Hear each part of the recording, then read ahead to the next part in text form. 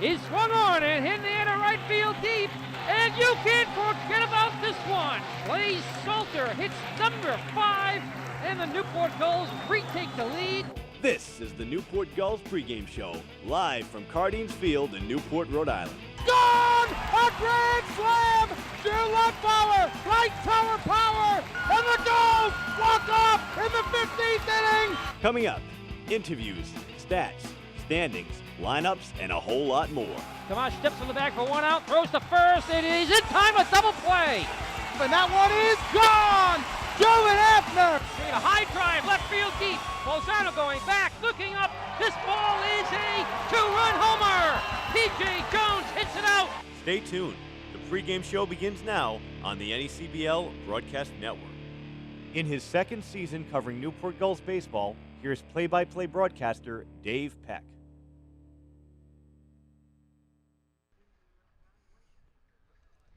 In a tight Southern Division race, Newport looks to stay on top as they take on the 7-6 Danbury Westerners here on Tiverton Little League night at Cardines Field. First pitch, 6:35. Dave Peck, Field W, getting you set for the second matchup between the Gulls and the Westerners in 3 days. Newport took the first meeting on Monday night by a score of 23-5. Here at the ballpark, the first 250 fans will receive a free chip clip courtesy of the UPS store. Newport coming into this game with a 7-5 record, currently on top of the Southern Division standings, tied atop the division, coming off that game against New Bedford where they split, first one 10-8, falling to the Bay Sox. Zach Hogeson had 5 RBI, including a grand slam and a solo home run. In Game 2, the Gulls were able to bounce back in a 7-3 win, thanks to strong pitching performances by Josh Bates, Nick Enright, and Nate Ryder. And Zach Hogeson added another home run, his third on the season, along with a double. Danbury coming into this game at 7-6, just a half game back from the leaders in the Southern Division. They come off a 10-6 loss to the Ocean State Waves and are on a 3-game losing streak. They look to get things settled here tonight as they face off against the Gulls. It's Newport and Danbury right here on the NECBL Broadcast Network. Don't go anywhere. The Newport Gulls pregame show starts right now.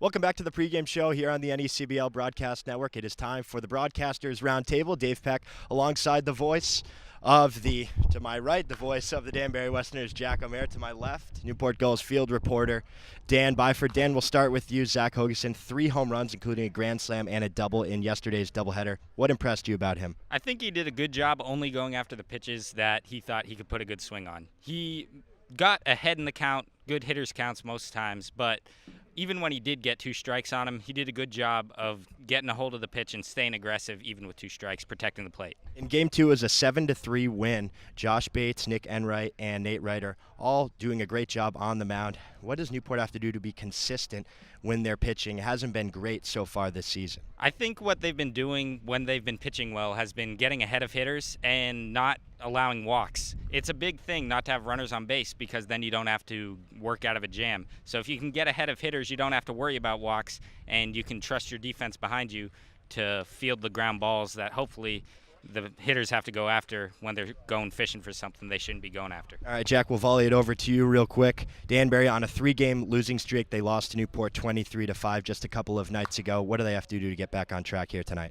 Well, you have to have a short memory. You have to say that was an anomaly. We have to move on from that, and we just have to put some hits together. And as for the pitching staff, they need to be aggressive and confident on the mound. That's something that they've struggled with over the past couple of games is they try to pitch around hitters. They're not so aggressive in the strike zone. They're not attacking hitters, and they're starting to walk guys. And then when you walk guys, you feel like you have to make pitches. And when you make pitches, you leave stuff over the zone, and that's when guys get good swings at the ball. So if you adjust in that mentality, I think that the pitchers will be in a better situation.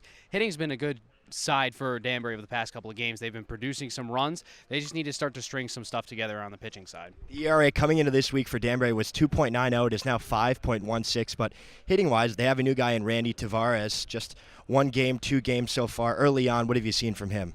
Well, he's a second-year guy for this Westerners team. He was a late addition this year. He was the best hitter last year at .353, and he already has an impact on this game. He had 2 doubles yesterday, and one was a big RBI that gave the Westerners a 4-1 lead that they eventually surrendered. But he's a baseball player. He plays in the middle infield, either the shortstop or the second base position, and he brings that win now mentality. He's a guy who loves to play the game of baseball, and he's a guy that Josh Parra wanted to bring back because of his play style and what he contributes to this team offensively. Danbury just a half game back of the top spot in the Southern Division, trying to erase the memory from Monday night. Newport trying to keep things going offensively and on the mound. For the voice of the Danbury Westerners, Jack O'Mara, and Newport Gulls field reporter Dan Byford, I'm Dave Peck. Don't go anywhere. The Newport Gulls pregame show continues next right here on the NECBL Broadcast Network.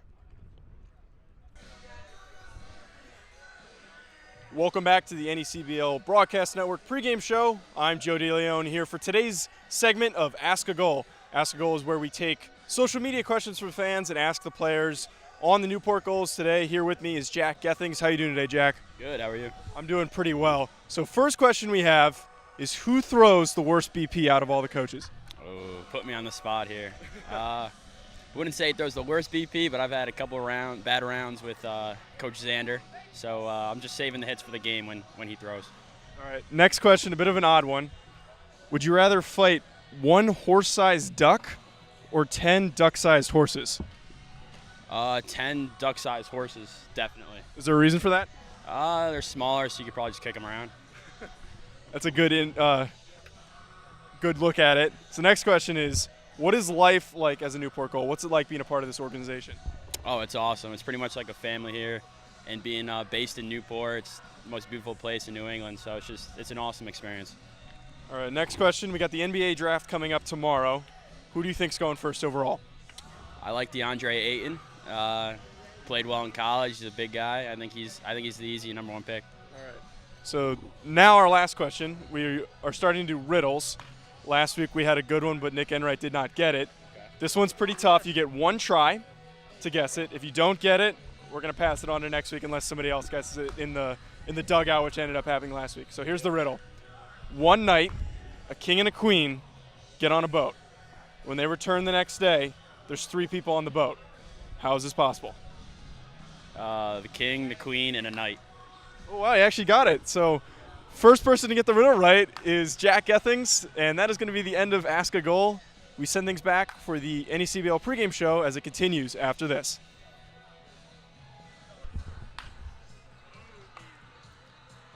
Welcome back to the NECBL pregame show. I'm Dan Byford here alongside Zach Hogeson. Zach, you had yourself quite the day yesterday. 4 for 8 overall across 2 games, 3 home runs, one of which was a grand slam, and 7 RBIs.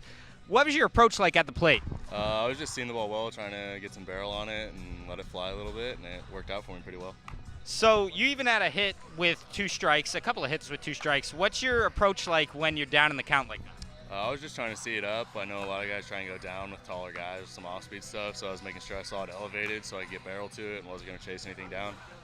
That's pretty much it. So you had to continue that game from over a week ago when the original game got fogged out. What's it like to have to continue a game and then go turn back around and play the team again in a doubleheader?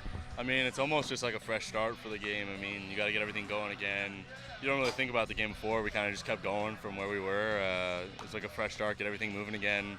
We all kind of went into it like, hey, we're 0 for 0 today. Let's see what we can do with it. And then fresh start, whatever it was, 4 innings later into a new game, had a little break, and just kind of get juices flowing again. All right, so you took the loss in the first game, but you were able to get the win in the second. What was the team's attitude any different in those 2 games? What was it like? I don't think so. I mean, we were a little unfocused the first game coming into it. Not really sure why, but we definitely turned it on the second game, kind of figured it all out again. When we're focused, we're a really tough team to beat. So I think once we knew that and we really focused up that second game, we were able to get some timely hitting, good pitching, and put it together for another win. And what was it like having to play a home game on the road? It was different, looking at the scoreboard, seeing it flip, where we thought it was us and thought it was them. It was weird, but I mean, a game's a game at this point. We knew what we had to do, and we did it, so it was good. All right, thanks very much, Zach. The pregame show continues next on the NECBL Broadcast Network. Welcome back to the pregame show here on the NECBL Broadcast Network. It is time for the Manager's Show. Dave Peck alongside 12-year manager Mike Coombs.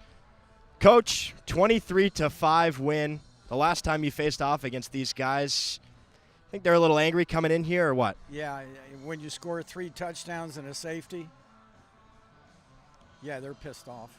Honestly, yeah, I think that's fine. Is that fine to say? I think that's fine to say. The wind was howling. A lot of wacky plays in that game.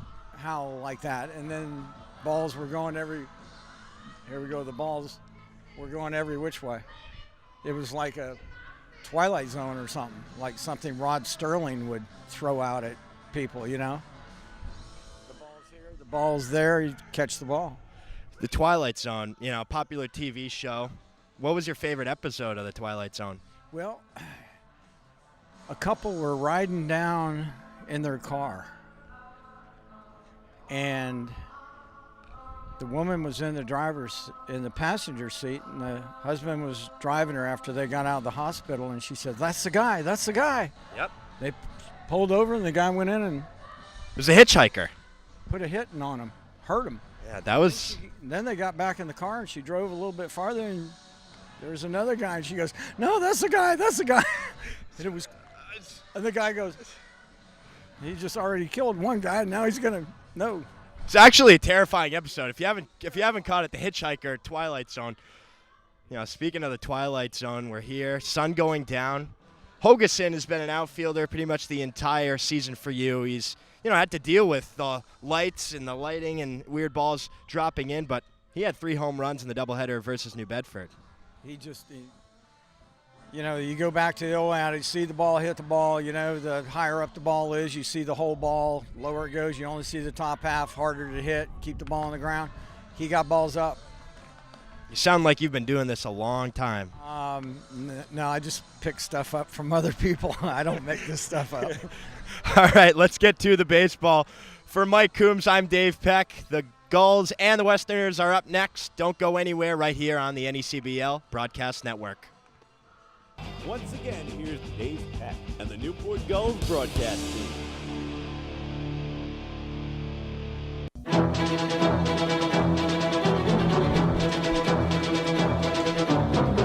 The fans are here, the field is ready, and the players are warm as we get set for round 2 between the Newport Gulls and the Danbury Westerners. Dave Peck in the broadcast booth, joined by the Newport Gulls scorekeeper Andre Olivier, the voice of the Danbury Westerners Jack O'Mara, and Newport Gulls field reporter Dan Byford. Newport coming into this matchup 7-5, tied for first in the Southern Division with the Plymouth Pilgrims and the Ocean State Waves. Danbury 7-6 in 4th place in the South, but just a half a game back. Such a close race there in the Southern Division standings. We'll get you more details later as the game goes on, but as for the Gulls, coming off a doubleheader split against the New Bedford Bay Sox last night, game 1, Newport fell 10-8.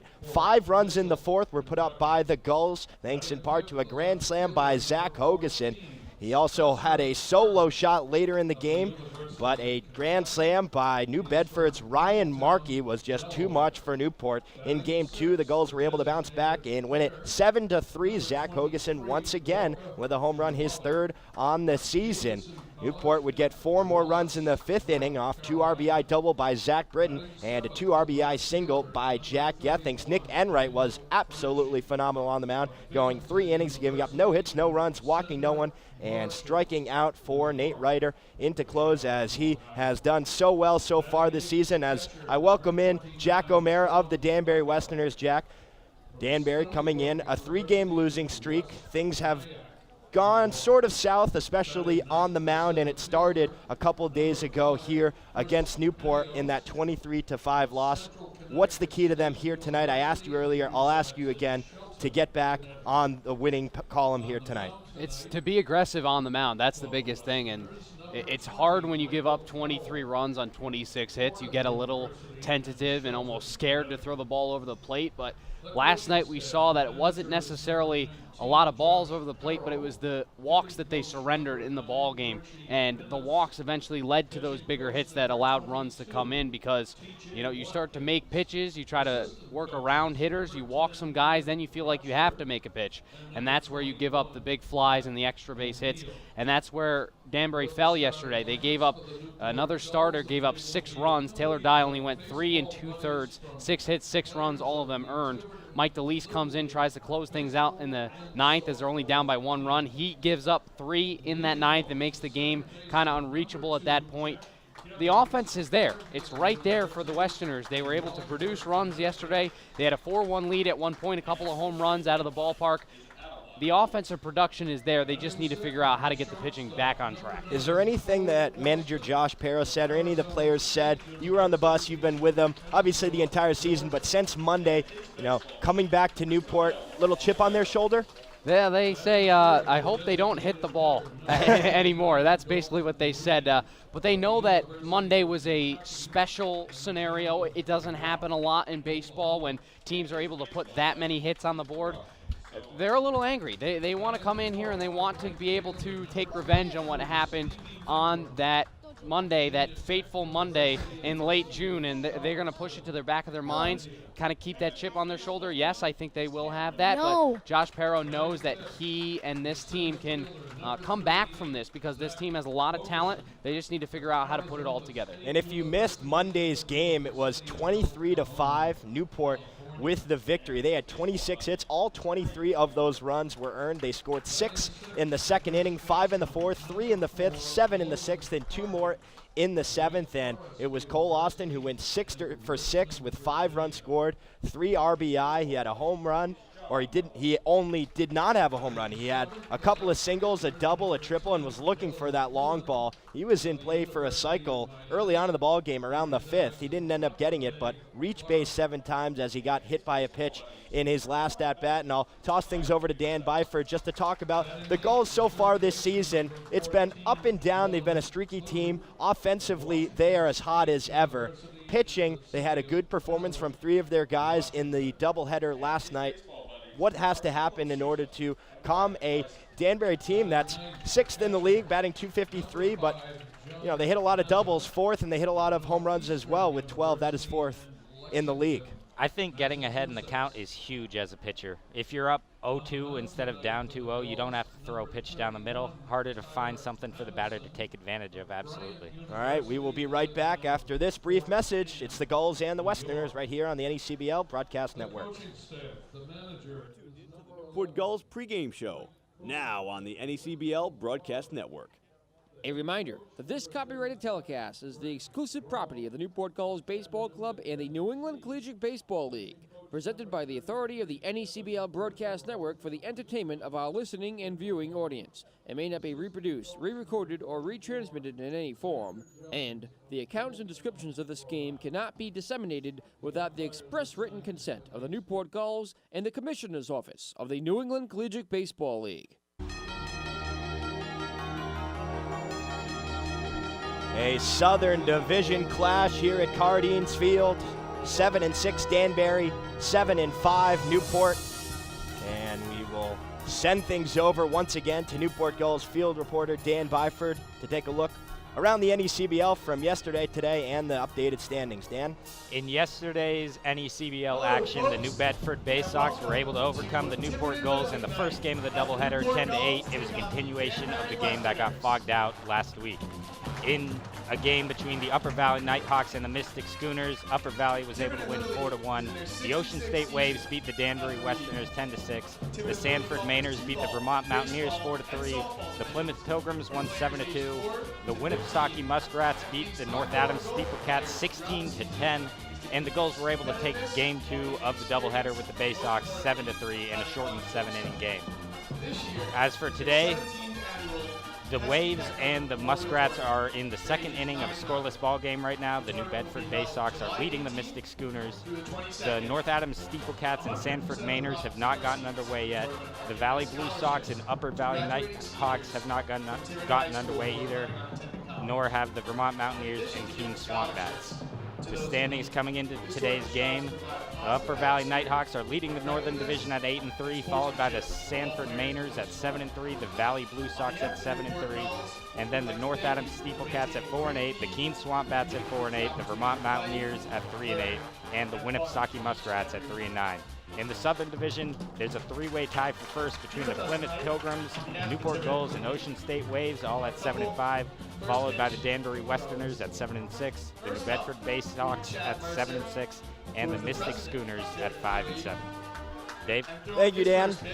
A tight Southern Division race here early on in the season. Three-way tie for first, Danbury 7-6, fourth, just a half game out. Winner of this game, really, and winner of any game going forward in the next couple will assume the top spot in the South. Yeah, it's an exciting time of the season right now because it's rare that you see really 6 teams competing for the divisional spot. You look at the Northern Division, which is much more of a top-heavy division. There are really 3 teams that are in the fight there, and the rest of the teams kind of still figuring out their identities.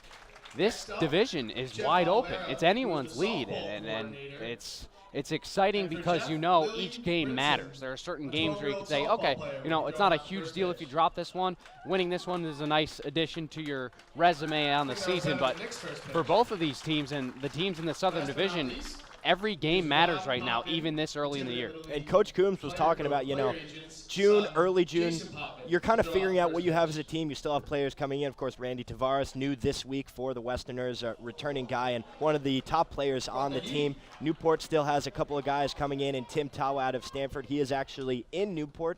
He came a couple of days ago, but he is sick, so he's not playing. Holden Powell out of UCLA had his first game yesterday, as we will send things down field level for the National Anthem and the Honor Guard. Today's Honor Guard is brought to you by Tiverton Fire and Police Departments.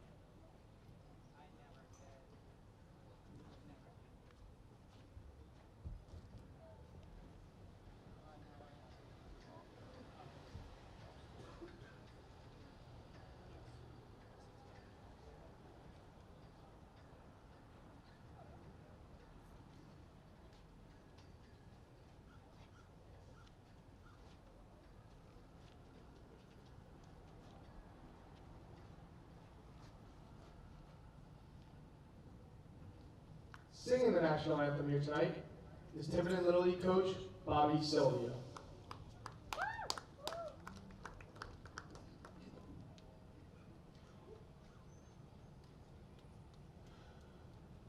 Oh, say, can you see by the dawn's early light what so proudly we hailed at the twilight's last gleaming, whose broad stripes and bright stars through the perilous fight o'er the ramparts we watched were so gallantly streaming, and the rockets' red glare, bombs bursting in air, gave through the night that our flag was still there.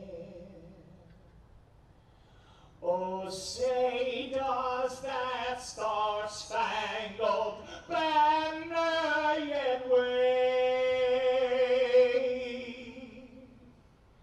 o'er the land of the free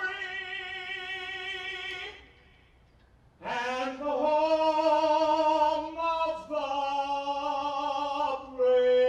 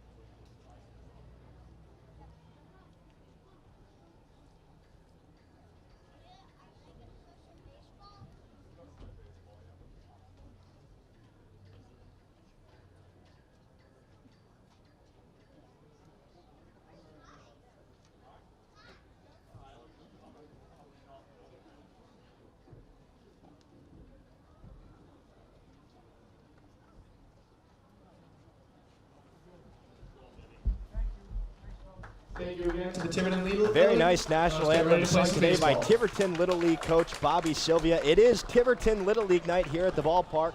First 250 fans receive chip clips courtesy of the UPS store. Tiverton Little League is in their 66th season as a Little League. It offers t-ball, baseball, and softball divisions for players age 4 to 15, and the league's ongoing goal for players throughout the season is to increase competitiveness while gaining experience, and most importantly, having fun doing so. We're just about set for the Gulls and the Westerners. We'll have starting lineups, pitchers, and more when we come back. Don't go anywhere right here on the NECBL Broadcast Network. The pregame show continues next on the NECBL Broadcast Network.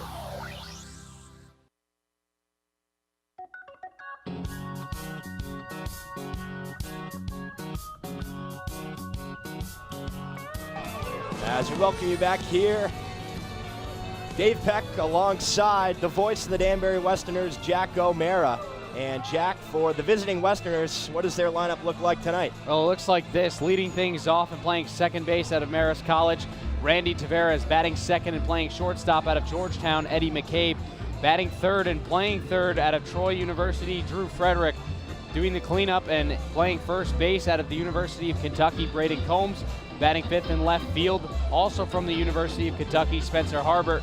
Designated hitter and batting sixth from Davidson College, Walker Imwale. Batting seventh and playing right field from Binghamton University, Daniel Franchi. Doing the catching and batting eighth from Stony Brook University, Sean Buckout. And in center field and batting ninth from Central Connecticut State University, Chris Canios. Thank you, Jack. And they will face off against the righty out of Fort Anne, New York, Tyler Madison. 6'4", 225 from Bryant University, a rising sophomore there for the Bulldogs.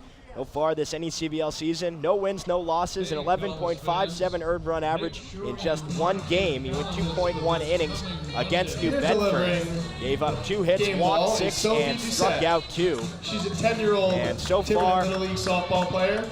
We'll be doing some this season, he made 1 NECBL appearance, but he did throw in that Wareham scrimmage. So he has a couple of outings to his name here, but while at Bryant, the team went 32-23 this past year. He had a 5-2 record, tied for second in wins in 14 appearances, held on to a 3.40 earned run average. That was second on his team, and a 1.70 earned run average in the Northeast Conference. As he starts to warm up here, we will give you the starting lineup for the home Newport Gulls. And a couple of changes, not too many here for Coach Coombs. Jack Gethings, the second baseman from Fairfield, leading off. Cole Austin, the shortstop out of Arizona State, bats second. Dalton Reed bats third from the University of Kentucky. He's the designated hitter. Behind him, Stevie Mangrum batting cleanup from Virginia Tech. He's out in right field. The center fielder bats fifth. Zach Hogeson out of Arizona State. Logan Harvey, the Wake Forest Demon Deacon, is at first. He bats sixth. Dylan Clunan behind him in the 7th hole in left field from Miami. Dylan Blue bats eighth from Washington State. He plays third. And rounding out the lineup is John Mazza out of Northeastern. He's catching, batting ninth. Newport wearing their all-whites here, home Wednesday night, with Gulls written in left to right across the chest in blue, outlined in orange. The numbers in blue outlined in orange just below. White pants as well, with the blue and orange piping down the side. Danbury wearing their black tops, numbers in white outlined in gray with the gray pants and black pinstripes. The second baseman, number 30, Randy Tavares. 7-6 Danbury, 7-5 Newport. Newport in a 3-way tie atop the Southern Division. Danbury just a half a game back. Second time the two teams have met in just 3 days. It was 23-5 on Monday night. We'll see what happens here on Tiverton Little League night as the first pitch to Tavares is a fastball off the plate for ball one. Yeah, something tells me that 23-5 is not going to happen again for either side. And we were looking back at the stat book. As far back as it goes, there has not been a score out of Newport that has been that high as the 1-0 fastball misses low and outside once more. We're trying to get our historians on it. Biggest number we saw for Newport was 20 runs. That was a few years back. Here's the 2-0-2 Tavares. It's another fastball, this one missing low. So 3 straight balls here from Madison. Defensive alignment for the Gulls. Dylan Plew at third, Cole Austin at short. Second baseman is Jack Gethings. Logan Harvey at first. Outfield left to right. Dylan Clunan, Zach Hogeson, and Stevie Mangrum, John Mazza catching as Madison finds the strike zone for the first time on a fastball in there for strike one. First pitch, 6:39 p.m. here on the Eastern Seaboard. Dave Peck alongside Jack O'Mara as the 3-1 misses off the plate. A leadoff walk here for Tavares. Well, I looked at the NECBL record, and the most runs in the game is 26, done by Holyoke, Vermont, and New Bedford in 2011-2012 across the board. So 3 runs behind that record were the Gulls on Monday. Flirting with it, close. They had some opportunities, but you get that far, and it comes down to how aggressive do you want to be on the base pass. Do you slow it down, or do you keep pounding it? As the first pitch is in there for strike one, the throw from Mazza is in time, and they get a stealing Tavares for out number one. A nice throw there from Mazza. Helps out Madison. There's one gone here in the first. Well, Randy Tavares has a lot of speed. He led the team with steals last year, and right off the bat wants to get on the move there. Had one last night in his debut. Here's the 0-1-2 McCabe, and it's a curveball that misses low and outside. Danbury coming in, 23 stolen bases, third on the team. Newport with only 4, that is last in the NECBL. Dave scored runs in other ways. Here's the 1-1 pitch, line drive into right field. That'll get down for a hit, rolls all the way to the corner. Mangrum giving chase. Coming around first is McCabe. His helmet falls off. The throw is not going to be in time. It's a 1-out double for Eddie McCabe. And that's big now, too, because with Tavares' speed, he probably scores from first base on that extra base hit there. So that's a big blow there for Danbury, but good sign for Eddie McCabe. He's picked it back up after a slow second week here in the NECBL. He's had a couple of hits now in the past couple of games, and he starts things off really nicely here for Danbury. So here comes Drew Frederick out of Troy University, a rising senior, bats from the right side. Madison from the stretch. Takes a look at McCabe, leg kick and the first pitch. It's a fastball swung on a miss for strike one. How many times do we see Cole Austin hit it to that right field corner on Monday's game? Probably 5. Yeah. Here's the 0-1 from Madison. It's a fastball that just misses high. Even things up at 1 ball and 1 strike. Frederick coming into this game, adding 250, 4 hits, 3 runs. He does have a home run and 2 RBI. Here's the 1-1 offering. Hit on the ground, left side. Third baseman Plew fields it on the back end, throws it across the diamond. It's in time for out number 2. Advancing to third goes McCabe. There are 2 gone here in the first. Yeah, Frederick's starting to slow down a little bit in terms of his offensive numbers. He came out really hot, but now he's dropped to 250, and he's struggling. He's 0 for his last 4, now 0 for his last 5 with that one. So Danbury did strike first in that game. He scored 1 run in the top of the second. Newport answered with 6 runs in the bottom of the frame. And Westerners are threatening again with McCabe on third for the number 4 hitter Braden Combs, who bats from the left side with 2 down in the inning. First pitch from Madison is a fastball that runs just inside 1-0. Combs came in later on in the game in that first matchup on Monday night. So far this season batting .250, 9 for 36, 4 doubles. Along with 7 RBI, the 1-0 curveball misses low and inside for ball 2. Yeah, he went 0 for 2 in a pinch hit scenario, came in the top of the 8th, grounded out to the shortstop, and then popped out into an infield fly in the top of the 9th when the Westerners were able to actually plate 3. No score here, top of the first inning. McCabe on third, 2 down. Here's the 2-0 pitch, and it's swung on and missed for strike 1. Great looking off speed pitch there. Got Combs way out in front of it, and that's a heck of a pitch to throw on 2-0 versus a guy like Braden Combs. Newport coming into this game with a 5.16 earned run average, 9th in the NECBL. Trying to get that number down. Here's the 2-1, deep fly ball down the right field line. Giving chase is Mangrum, but that will be well foul for strike 2. He hit it hard, though. High pop fly down the right field line, probably landed past the warehouse. Yeah, he's got some pop in that bat, and when you're his size, it's very easy to put the ball in places that he does. The umps tonight, Joe Gravina behind the plate. First base ump is Cameron Haney. Third base is Will Bowers. As the 2-2 pitch is a high chopper down the first baseline, but that will get foul, so we'll reset and do it again. The weather here in Newport, a nice day, 69 degrees, 0% chance of precipitation. Humidity in the air is 80% with winds at 11 miles per hour. Not as gusty as Monday night because we saw so many fly balls being dropped left and right and things that went down in the scorebook as hits. Yeah, thank goodness it's not as windy for both sides, really. So 2 outs, McCabe still on third. Here's the 2-2 pitch, and it's fouled off the fence down the third base line. Nice fight here from Combs. Yeah, he'll give you these at-bats. He's only got 1 strikeout on the year, 2 walks. He fights through these at-bats. He'll force contact. It's tough to retire him by the way of the K.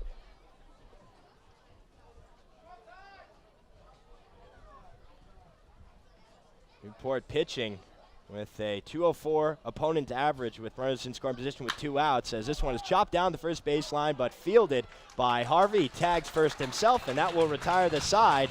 Danbury leaves 1 runner on, 1 hit, no errors for the Gulls, no score. We'll head to the home half of the first right here on the NECBL Broadcast Network.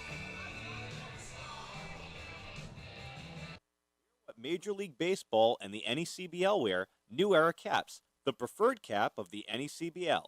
Show your support by visiting the souvenir stand at your next game and become a part of your favorite team. New Era caps, the preferred cap of the NECBL.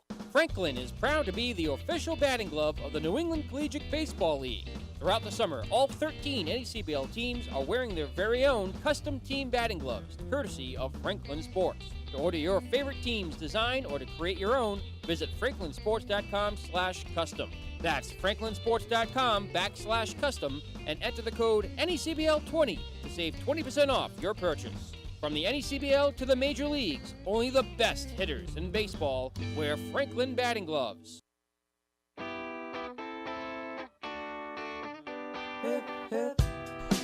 As welcome back to the ballpark here, no score. Danbury taking the field for the first time, and the earned run average for Newport was actually 5.23 tenth.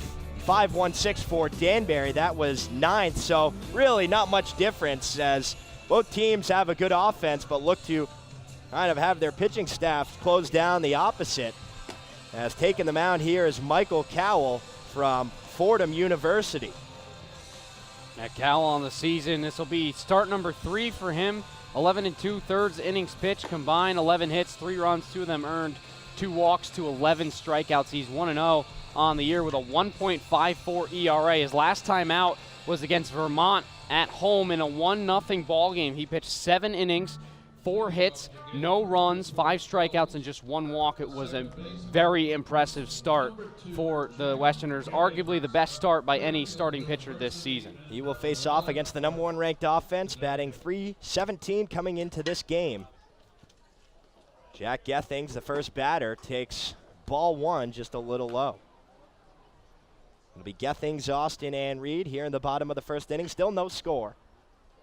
Cowell working from the windup. Here's the 1-0 offering, and it's sliced foul down the third base line, out of play. Now you look at the stats after that Monday night game. Newport went from a .291 team average to .322. They're now at .317 after the doubleheader. As the 1-1 fastball misses high and inside for ball 2. 58 runs, that was tied for 7th to 81 runs. That's now first, and they've scored a total of 96. They also have 31 doubles, that is first. As the 2-1 pitch misses off the plate, now 3 balls and 1 strike. So you talk about a stat booster, but it did come against a team that had a 2.90 earned run average, second in the NECBL earlier this week.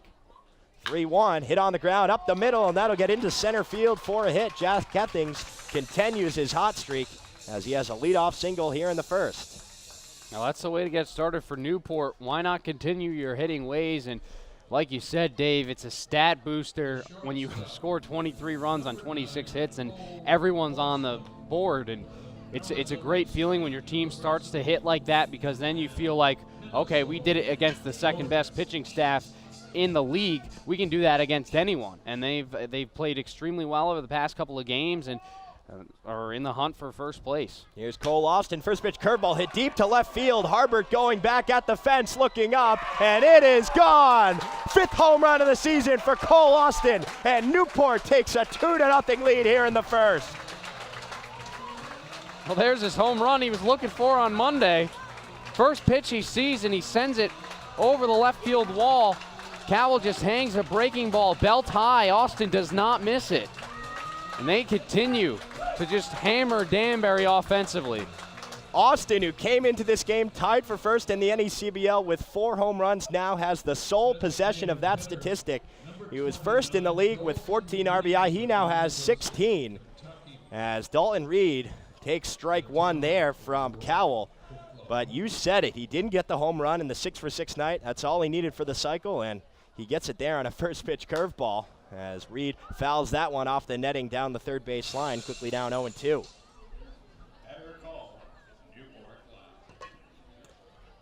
So 2-0 Newport on top, bottom of the first. Still nobody out, nobody on. 0-2 pitch is fouled off the netting once more. Reed tied for first with 13 runs, along with Gethings and Austin. But no more, now he's in second as Austin has 14. What a week it has been for Cole Austin. Just the hits continue to pile up. 0-2 pitch from Cowell misses just low for ball 1. Austin this week in the last 5 games batting .364. He has 8 hits, now 9. A couple of home runs and 8 RBI as that fastball misses inside to even things up at 2 apiece. And that's exactly what Mike Cowell didn't want to do. He got down in the count to get things 3-1. He had a great pitch to hit, and then he says, okay, I'm going to start something off speed, and he just left it right over the zone. 2-2 rolled over, foul down the first base line. We'll reset and do it again. Newport picking up right where they left off against the Danbury pitching staff. Still nobody out, 2 runs on the board. Cody Hosey getting the day off today, catching some extra rest. Here's the 2-2 pitch, and it's fouled off the netting once more.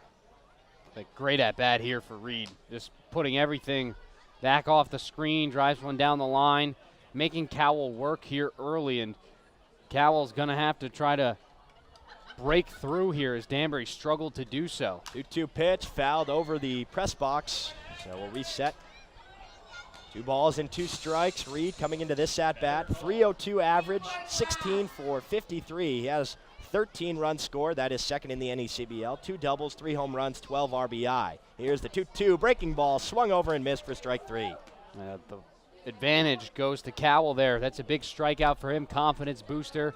Good movement on the breaking ball. Reed a little bit ahead of it. But that first couple of hitters really sets you back a little bit because now you feel like you're chasing. And Cowell's just got to settle in and continue to work like he just did in that at-bat. Here's Mangrum. He was 2 for 4 in game 1 yesterday. He had a run scored. He was also 1 for 3 in game 2 with a run scored as well as he bats from the right side and takes ball 1. Fastball missing high and inside on the Virginia Tech Hokie, rising senior from Charlottesville, Virginia. 1-0 from Cowell, broken bat, slow ground ball left side. Third baseman Frederick fields it on a hop, throws it across the diamond. The stretch from Combs is in time for out number 2. That's a strange play there. The bat shatters. Frederick has to come in and charge, and the ball takes a unbelievable hop off of the lip of the grass and nearly catches Frederick right in the chest, but he snags it with his glove and still is able to make an accurate throw across the diamond. It is a new infield here at Cardines Field. Sports Turf Specialists got it done this offseason. They've worked on Citi Field, FedEx Field, and even Fenway Park. So Newport getting some work done, and it looks in great shape here as Mike Coombs is coming out. And he's having a word with Cameron Haney down the first base line. Yeah, he thinks Braden Combs is off the bag there. Combs did have to stretch. Now Combs having a word with Joe Gravina, and he's pointing up to the press box. Not sure what he was looking at, but Combs did have to stretch. Obviously hard to see from our angle, but early on in the ball game, bottom of the first, Coach Coombs is not happy. Here's Zach Hogeson, first pitch fastball taken for strike one. Was he looking for a video review there? Was he pointing at the cameras? Is that it? There's a chance. There is a chance here in Newport. 6 cameras, nice setup, replay, a couple of monitors. He can take a look if he wants to. 0-1 fastball misses in. 1 ball and 1 strike here to Hogeson, and boy, was he special in that doubleheader. He had 3 home runs, including a grand slam. He had a solo home run along with that as he chops this one down the first baseline in fair territory. Combs picks it up, touches the bag himself to retire the side, but Cole Austin once again with the 2-run shot to give Newport a 2-0 lead as we head to the top of the second inning. Don't go anywhere. The 25th Annual New England League All-Star Game will be hosted by our very own Valley Blue Sox on Sunday, July 29th. Join the NECBL's best as they take to the diamond in front of scouts from every MLB organization at McKenzie Stadium in Holyoke, Massachusetts. Visit asg18.necbl.com for more information. Fans, stay connected by following the NECBL on all of our social media channels. Like us on Facebook at facebook.com/NECBL. Follow us on Twitter and Instagram at the NECBL, and follow the NECBL on YouTube. You're watching and listening to Newport Gulls baseball on your flagship home for the Gulls all season long, the NECBL Broadcast Network.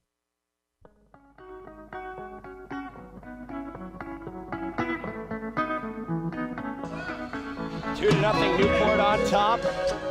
As Gimme Sheltered by the Rolling Stones brings us in, and so many home runs being hit over the fence here at Cardines Field. Balls flying everywhere over that fence out there. Take cover because the Gulls are storming. They lead the NECBL in home runs so far this season. They have now 18 on the year. As Madison is back out on the hill for the Gulls, he will face the 5, 6, and 7 part of the Danbury lineup. Spencer Harbert, Walker Imwale, and Dan Franchi. I would say hitter's park. I mean, the high wall up dead center is a little bit difficult to get one out, but we saw that happen on Monday. And, you know, the wall is 28 feet high around the ballpark, but the dimensions are favoring the hitters here. A couple home runs on Monday, already a home run today, and we've only played a full inning. It's 315 down the left field line. Left center is 365. Dead center field is 395. Then it comes back in at 315, and down that right field line, it's 285 as the first pitch to Harbert is a fastball taken for strike one.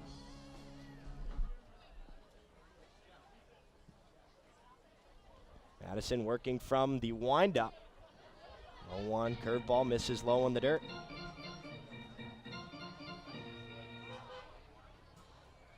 Harbert, rising sophomore, University of Kentucky, will be teammates with Dalton Reed this coming fall as he chops this one slow roller down the third base line, and no one has a play on it as he just dies in front of Plu, who was playing back. It was a swinging bunt single. Oh, that's a big pickup there for Harbert because he was 1 for his last 9 going into that at-bat.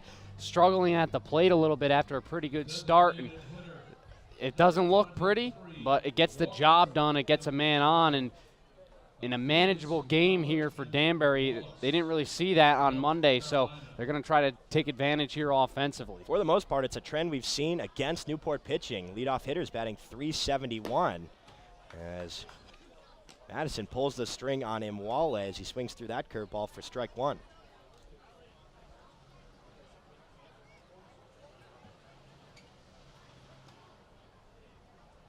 Imwale batting .212. He has 7 hits. He does have 12 RBI, and a large part of that is because of his 3 long balls. He had one yesterday against Ocean State, 2-run shot over the right center field wall. Here's the 0-1 from Madison, and it's a fastball that's in the dirt for ball 1. Mazza couldn't find it for a little bit, but was able to locate. Harbert not going anywhere there at first. Put the Westerners up yesterday, 3-1. Eventually they got to a 4-1 lead, and then shut down again. Starting pitching couldn't do anything. 1-1 pitch, another breaking ball waved over for strike 2. That's a good breaking ball there for Madison. Good location there. Gone to that a few times now. on Mwale. He leads the Westerners with 3 home runs. 6'4", 255 from Davidson, big build. 1-2 from Madison, high fastball, easy take.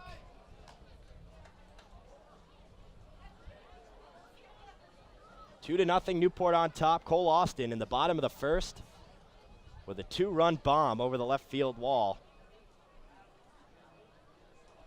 Harbert on first, nobody out. The 2-2, this one, a dribbler down the third base line, spinning. Plew picks it up, fires it to first, and it's not in time. Back-to-back singles in pretty much the same area. Well, you'll take it. Take what you can get. If you're Danbury and Walker Mwale, that's probably the last time he's had. I wonder when the last time he's had an infield hit is, because he likes to put the ball over the wall. He likes to hit the ball hard. Soft little chopper down the third baseline back-to-back times here for Danbury, and you'll take what you can get. No play for Plew on either of those. It's funny, in the first game we saw some wacky plays and outfield hits that should have been made. Not that this should have been made, but it's, off the end of that, some quirky stuff going on here. Cardines. In steps Dan Franchi for the first time. He shows bunt, pops it up down the third base line, but it drops foul as Plew fields it in foul territory, then does a nice behind-the-back flip over to Madison. It didn't even give me time to say that I think Franchi will lay one down here. Runners on first and second, nobody out here. Franchi's got enough speed where if he gets one down, he might be able to beat it out, but at minimum, move their guys over and get some people in a scoring position. You have to try and manufacture, especially early on. It's only 2-0, but you never know with Newport's high-octane offense. Franchi squares again, and he fouls it to the backstop, so now he's behind 0-2. And a couple of times throughout the NECBL season, we've seen actually hitters try and square a bunt. Actually saw a New Bedford guy do it yesterday against the Gulls with 2 strikes, and he ended up fouling it out, but they ended up having won the first game of the season that they did get down. So aggressive bunting. It's an oxymoron. Yeah, New Bedford, they did the same thing when Danbury came to town for a doubleheader. They bunted with 2 strikes, and I don't think Franchi will do that. I don't think it's Pero style, but 2-0, he is swinging, and he fouls this one over the grandstands down the first base line.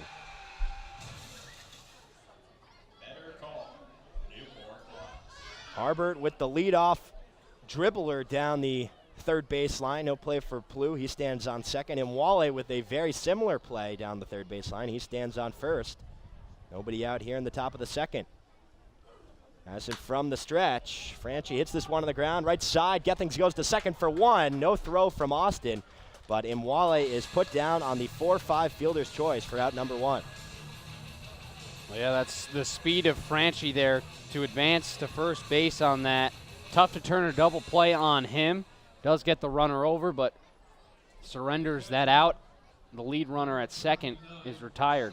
But he does half the job as the bunt would have, because he still puts Harbert there in scoring position. Opportunity for a sacrifice fly for Sean Buckout of Stony Brook, rising senior. Buckout doing the catch, and he was not a part of Monday's action. That's here in the 8-hole, facing Madison for the first time. First pitch from the Bulldog is a fastball taken for strike 1. Yeah, the last time, actually, Buckout had the RBI single in the 8th, came in a pinch hit scenario.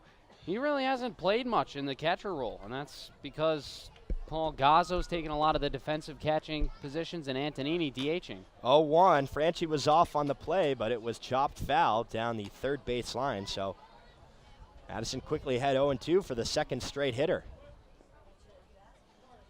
Franchi trying to make up for the missed bunt and put himself in scoring position with less than 2 outs. It was a smart at-bat, too, for Madison because he knew Franchi was going to lay it down, so he threw it up in the zone. Here's the 0-2 pitch. Fastball high. Franchi's off. No throw from Mazza. It's a defensive indifference there. Nonetheless, runners now on second and third with just 1 out. And Franchi almost stopped 3/4 of the way to the second base bag to try to draw a throw, but that's a heads-up play there for Mazza behind the plate to just hold on to that and keep the runners at bay. Ball was a high fastball, so it's 1-2 now as the pitch from Madison runs off the plate. 2 balls and 2 strikes here to Buckout. Thought about it, but well off it. Kind of skidded into the left-handed batter's box.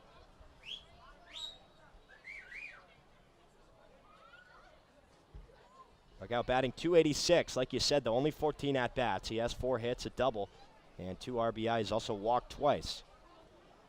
Madison gets the sign, sets the glove. Here's the 2-2 offering, and it's hit on the ground. One hopper, gloved by Harvey at first. He tags first base to get the out, but Harbert scores from first, and it's now 2-1 Newport.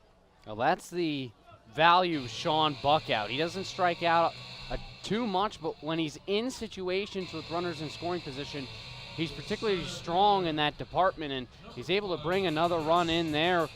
Obviously doesn't reach base, but also gets Franchi over to third.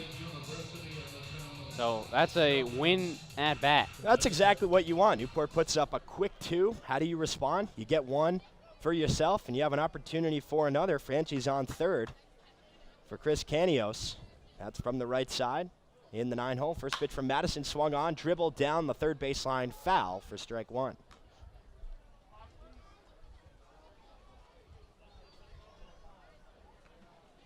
Canios, 125, just 2 for 16. 3 runs scored. He does have a home run, along with a couple of RBI. Also 2 stolen bases.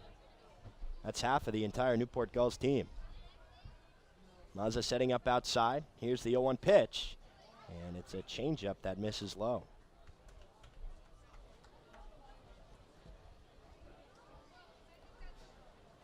Crowd shuffling in here. Monday night's game was actually the most that we've had at Cardine so far this season, around 2,700. 1-1 fastball rolled over, foul down the third base line. That'll move the count to 1 ball and 2 strikes. And Canios trying to get into a rhythm. He's kind of had a difficult season. Can't get to an offensive rhythm. Had to miss a game a couple of weeks ago due to a bruised ankle. Defensively, he's strong. He's got a great arm, outstanding range in center field, but his offensive production hasn't been there for him. 234 runnings in scoring position average with 2 outs for Danbury, as it's a check swing on the outside curveball. He did not go around, said first base umpire Cameron Haney. That'll even things up at 2 balls and 2 strikes. A couple of home runs and 17 RBI. 234, that's not a bad average, all things considered. Always look at that. It's one of the most important things in baseball. How do you do when there are runners on, when your back's against the wall? Break-even offering. Flare down the right field line, out of play. As always, we have the warehouse here. Hasn't gone anywhere. That makes up the right field line. Scoreboard right in front of it down the right field line. Black lit up in red. Dugouts on the same side down the first base line. Newport closer to home. Danbury closer to first. Here's the 2-2 pitch, and it's fouled to the backstop. Nice fight here from Canios. Yeah, heck of an at-bat here for Canios. This is what he needs. He struck out 8 times this year. So he's gone down quite some time by way of the K, but for him to fight like this, it's important because it shows the manager, Josh Perro, that he's ready to play. And you know, he's a friendly guy. He's a guy that's well liked by this team. 2-2, another curveball low in the dirt. Nice stop there by Mazza. It'll be a full count here to Canios. Harbert led off the inning with a single, then Imwale singled. He was eventually put out in the 4-5 fielder's choice. Franchi reached on that play. He now stands on third. Buckout did have the RBI that drove in Harbert. 2 down, 1 runner on, as this one is lined into center field, and that will score Franchi from third. So it's an RBI single that knots this one up at 2 for Chris Canios. Now that's a heck of an at-bat there for Canios. He's fouling pitches off. He checks his swing, takes good pitches, and he goes right up the middle. Line drive into center field. Great piece of hitting. Number 30, Randy. So 2s all the way across the board. Here in the top of the second inning. Nice response by Danbury. Doing it in a different way, but just as productive.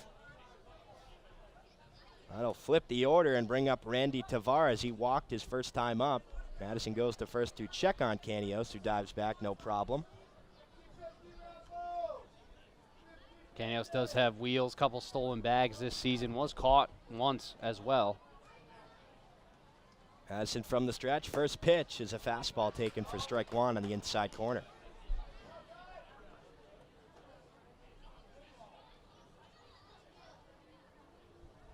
Tiverton Little League night here at Cardines Field.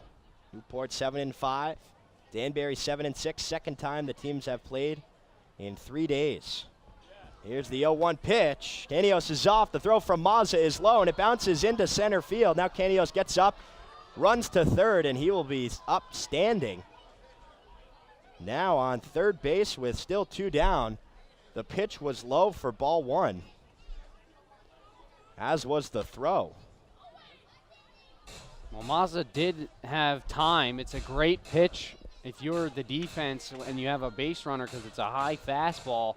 Mazza's able to stand up and throw and just doesn't get it quite to the bag. It's a little bit of a low throw, and it gets by Austin, heads up base running for Canios. Here's the 1-1. This one chopped left side. Hosey, or Plu rather, bounces off his glove. That scores Canios as the ball dribbles into left field. And now it's 3-2 Danbury on top. That'll be a single. Yeah, and great start to the season for Randy Tavares. He drove in a run on a double yesterday. Now he's reached base twice for Danbury in this ball game. The leadoff walk back in the first, and now an RBI single. They've missed him in Danbury. Great production value from him, and he continues right where he left off after last season. Third single of the ball game. Danbury storms right back. McCabe swings and misses on that high fastball for strike 1. Fourth single of the inning. 5 hits overall for the Westerners, 2 hits for Newport. Here's the 0-1, and Tavares is off. The throw from Mazza is right there, and it is in time. Tavares is caught stealing for the second time in this ball game, and that gets Madison out of the inning.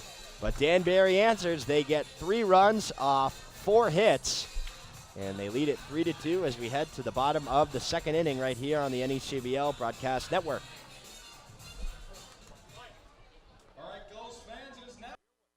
Baseball and the NECBL wear New Era caps, the preferred cap of the NECBL.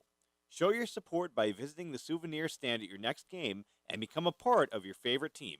New Era caps, the preferred cap of the NECBL. Hey fans, you know how busy the NECBL season is. Over 40 games in under 2 months is a lot of baseball to stay on top of for even the most dedicated fan. If you want to make sure you don't miss a thing all summer long, sign up for the official NECBL e-newsletter, providing updates emailed directly to you, highlighting the best of the week that was. Don't miss out. Sign up at necbl.com today. Hey Gulls fans, DVDs of all home games are available. To order copies, email broadcast@newportgulls.com. All DVDs include a full pregame show, postgame show, 5 high-quality cameras, and exclusive player interviews. Everything you know and love about Newport Gulls baseball. For more information, email broadcast@newportgulls.com. Don't miss your chance to own a piece of the 2018 Newport Gulls season.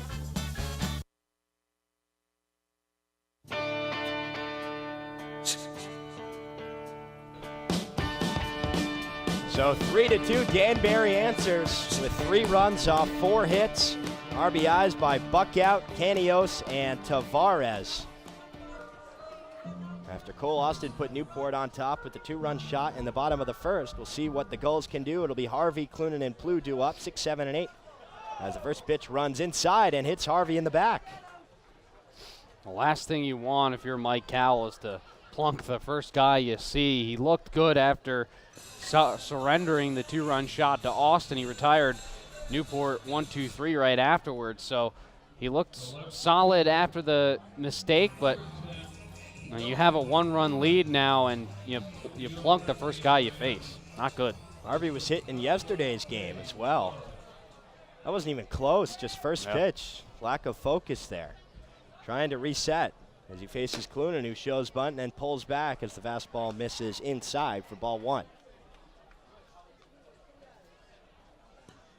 Clunan in the last 5 games, not too many at-bats, only 5. He has 1 hit and 1 run scored. 1-0 pitch, bunts it, gets it down. Cowell comes off the mound, fields it, throws it to first, 1 gone, but Harvey advances to second on the play. Solid bunt there. Clunan does get it to the right side. Cowell stays calm and collected, throws it over to first, gets the job done. Exactly what you want in a 1-run game. That'll bring up Dylan Plew out of Washington State, rising junior there for the Cougars. Plew coming in, he has 6 doubles on the year. That is first in the NECBL. Also bats .289, 13 total hits, 5 RBI, 7 walks, and 2 stolen bases. 2 out of 4 for the Gulls. Bats from the left side. First pitch from Cowles, a fastball misses high. And the Westerners now have 13 hit by pitch by their pitching staff. That's tied for 4th in the league. They plunk a couple of hitters this year. Plew did not have a hit in the doubleheader. Looking for one here as the 1-0 misses high again. So 2 balls and no strikes. Plew batting in the 8 hole here. Down 3-2. Harvey's on second, 1 down. Cowell gets the sign from Buckout. Now sets the glove at the belt. Deep breath. Here's the 2-0 pitch. Fastball taken for strike 1. So Plew hasn't found one he's wanted to offer on yet in this at-bat. Well, 2-0, it's not always a pitch that you have to swing at. You know, it really has to be in your zone, and that's really where you like the ball, your sweet spot location, and Plew, it just wasn't there for him. Here's the 2-1, and it's a curveball. This one lined into right field. Gets in front of Franchi, fields it on the hop. Harvey advances to third, but it's a single there for the Washington State Cougar. Newport now has runners on the corners with 1 down. And that pitch was in his zone. See, you take that pitch that you don't really like, 2-1, you look for another one that's good. It's a fastball right there on the outer third, and he goes and drives it into right field. Great piece of hitting. It's actually something that he talked about a couple of games ago when I spoke with him post-game, and he said, you know, not chasing pitches, yeah, they might be strikes, but they're not ones I want to swing at. I'm going to wait for something I can drive and get a good barrel on. He did exactly that, so backing up his words and continuing his success. Runners on the corners for John Mazza. First pitch to Mazza is a fastball, runs high and inside for ball 1.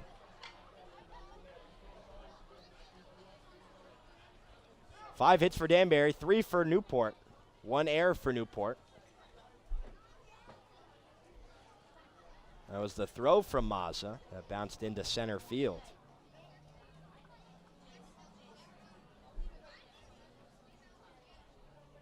Here's the pitch. Fastball, this one dribbled foul down the third base line. And Mazza's looking to get going, 4 for his first 19 this year. Just 1 RBI. Here's a golden chance to drive a run in and tie this ball game up. He was 1 for 4 yesterday.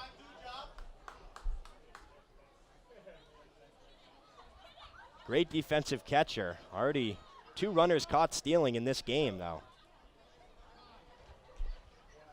Both for Randy Tavares. Both from Randy Tavares. For a team that steals a lot of bases, part of the reason Mazza is in this lineup here tonight. Here's the 1-1 pitch. Fastball runs inside, taken for ball 2. I was out of Northeastern along with teammate David Steele. Rising senior there for the Huskies.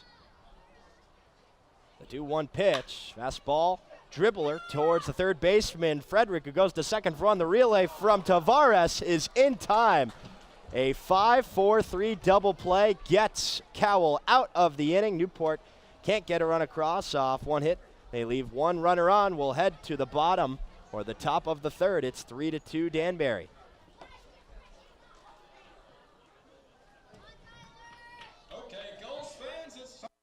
Major League Baseball and the NECBL wear New Era caps, the preferred cap of the NECBL.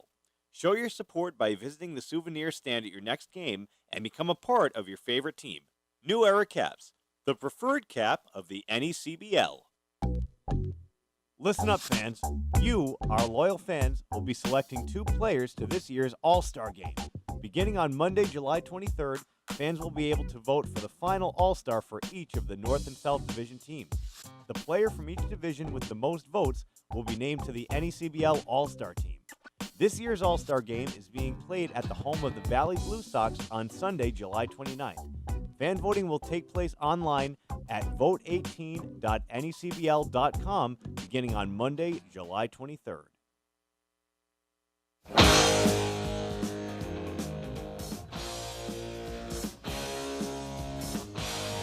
(3-2), Danbury still on top after a nice 5-4-3 throw it around the diamond double play by the infield of the Westerners. Madison still back out on the hill. And that's the kind of things that, they have to do in order to keep on and try and come back after Monday's loss. But like you said, it's an anomaly. 23 runs doesn't happen often, and they're on top here, manufacturing runs. We'll see if they can get a few more here in the third. Well, and it helps your pitching staff, too. It's a big pick-me-up, and you saw Mike Cowell's reaction after they completed the double play. He was pumped up, and that's exactly the kind of help that you need as a pitcher from your defense. Okay, they got my back behind me. Now I can go in there. I'm a little bit more amped up. I'll start to throw more strikes and help myself out. Eddie McCabe will dig back in after Tavares was thrown out at second for the second time in the ball game. It was a 1-1 count to McCabe. But the first pitch in this at-bat is a fastball taken high for ball one. Madison up to 39 pitches. 49, rather. As the 1-0 misses off the plate, 2-0.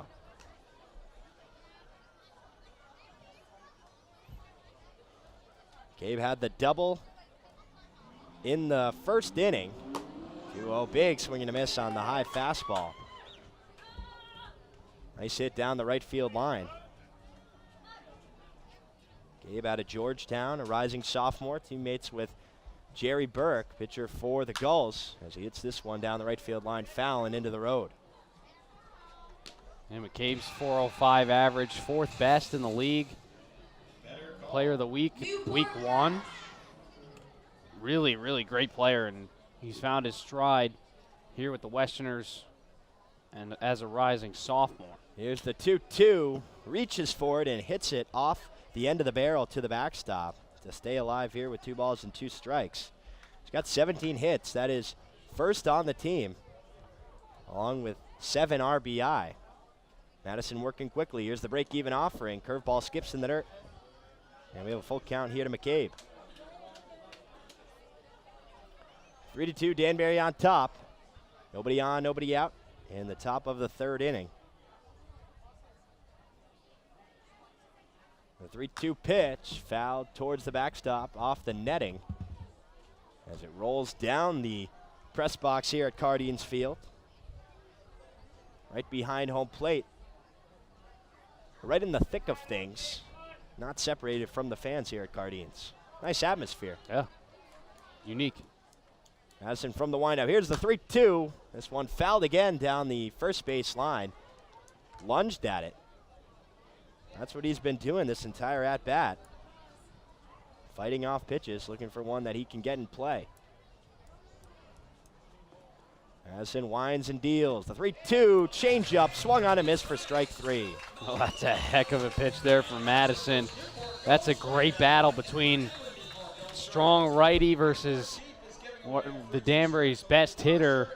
And Madison wins that battle off speed pitch. McCabe out in front. Really, really nice job to pull the string there. Tipped it a little bit. I believe Mazza was able to glove it. So one down, here's Drew Frederick, who shows a late bunt but pulls back, and now they check. He did not go, says Cameron Haney, so it's 1 ball and no strikes. Frederick grounded out to Plew at third, his first time up. 1-0 pitch, fouled to the backstop, 1-1. Lights are on here at Cardines Field. I'd like to remind you that you can follow the Newport Gulls, keep up with everything they're doing on social media at Newport Gulls. Follow on Twitter, Facebook, Instagram, and Snapchat. 1-1. There's one foul behind home plate again. A lot of foul balls here. It's a 1-2 count now to Frederick.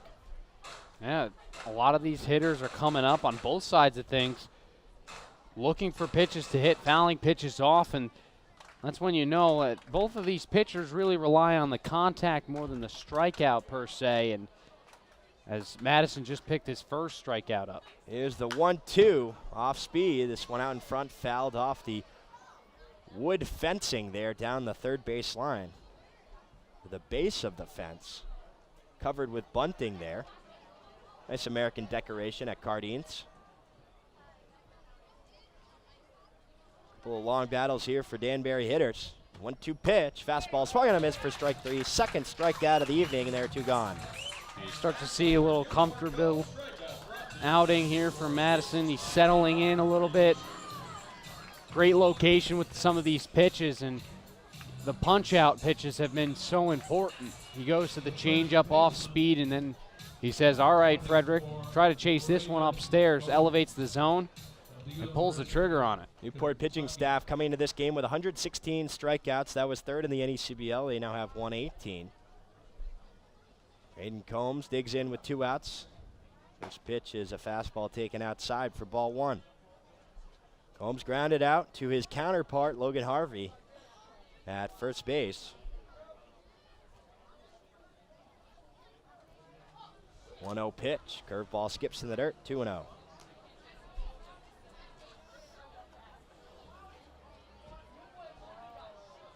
Head-to-head coming into this game, Danbury hitters batting .297 versus the Gulls. 2-0 pitch, fastball just on the inside corner. So 3 balls and no strikes here to Combs. A couple of University of Kentucky hitters here, 4 and 5, along with Harbert. Here's the 3-0 from Madison. It's a fastball taken for strike 1.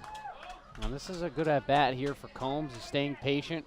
Believe it or not, he has the lowest amount of strikeouts as of qualified batters for the Westerners, just 1 on the season. Madison from the windup. Here's the 3-1. Hit on a line and just out of, no, he's able to get up.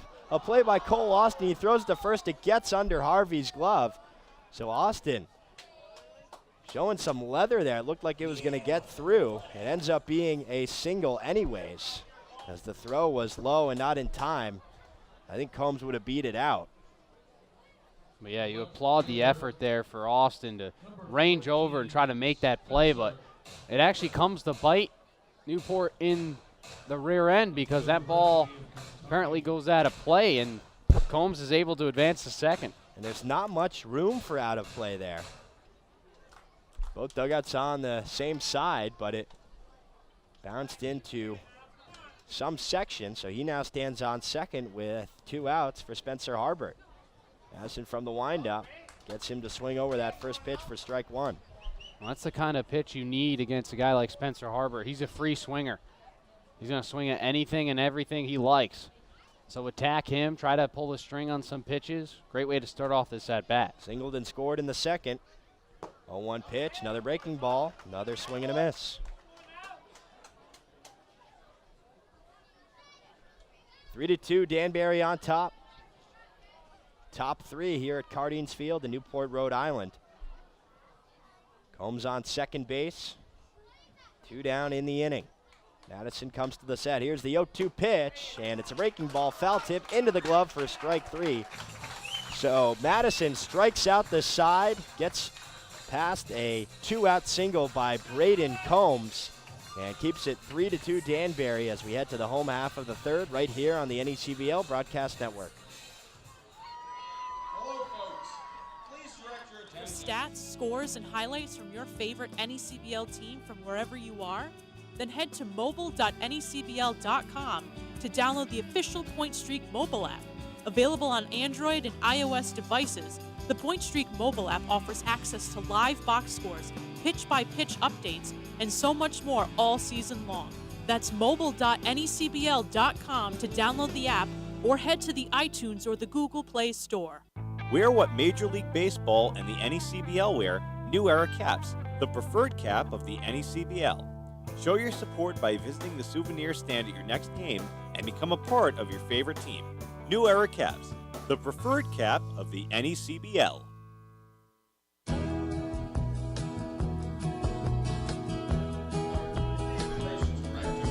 3-2, Danbury on top here at Cardines Field.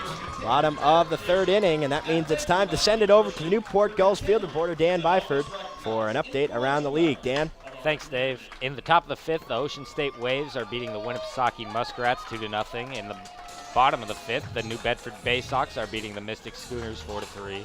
In the top of the 4th, the North Adams Steeplecats and Sanford Mainers are tied. In the bottom of the 4th, the Valley Blue Sox and Upper Valley Nighthawks are in a 2-0 game led by the Nighthawks. And in the top of the 4th, the Keene Swamp Bats are leading the Vermont Mountaineers 4-2. Thank you, Dan. Here's Jack Gethings. First pitch from Cowell is a fastball taken high for ball 1. Newport will be in action again tomorrow. They head to Old Mountain Field to face the Ocean State Waves. 1-0 pitch, another fastball, this one taken on the outer third for strike 1.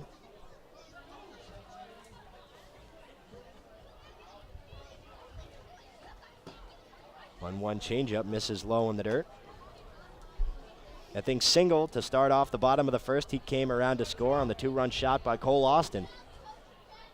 Cowell working quickly. Here's the pitch, and it's flared down the third base line into the America's Cup Avenue for strike 2. Now it's tough to record this guy, get this guy out right now. 10 of his last 23. Home run, 6 RBIs. Here's the 2-2, and it's a fastball in there for strike 3, and Gethings knew it. He walks back to the dugout with frustration, but there's one gone here in the bottom of the 3rd. Second strikeout of the evening for Cowell.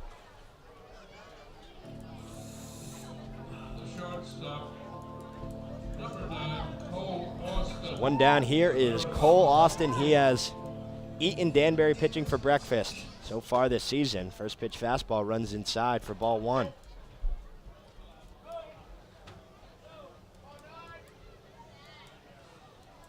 Five home runs on the year. That is first in the NECBL. 1-0 pitch, breaking ball, foul down the third base line. 1 ball and 1 strike.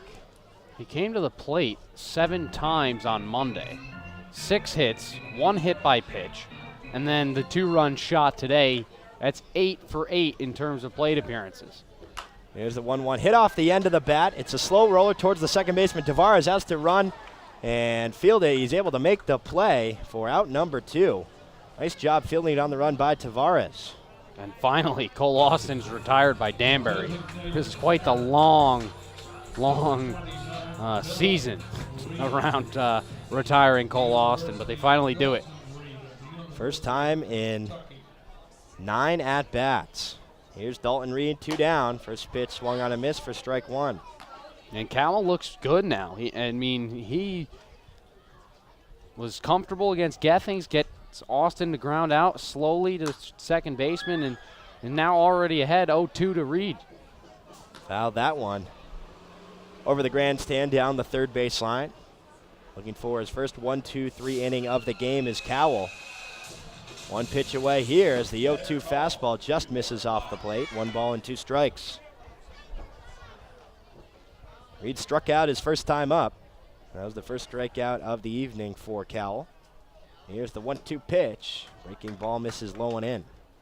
So now it's 2-2. He's got to find a way to come right at Reed now. He tried to get him to chase on a fastball outside, throws a breaking ball down low and in. Cowell winds and deals. The 2-2 pops him up left side. Slicing foul and out of play.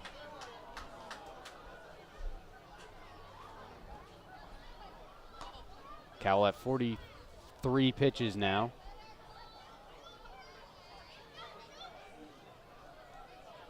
Here's the break-even offering, and it's a fastball fouled towards the Newport dugout. Hit off the fencing there.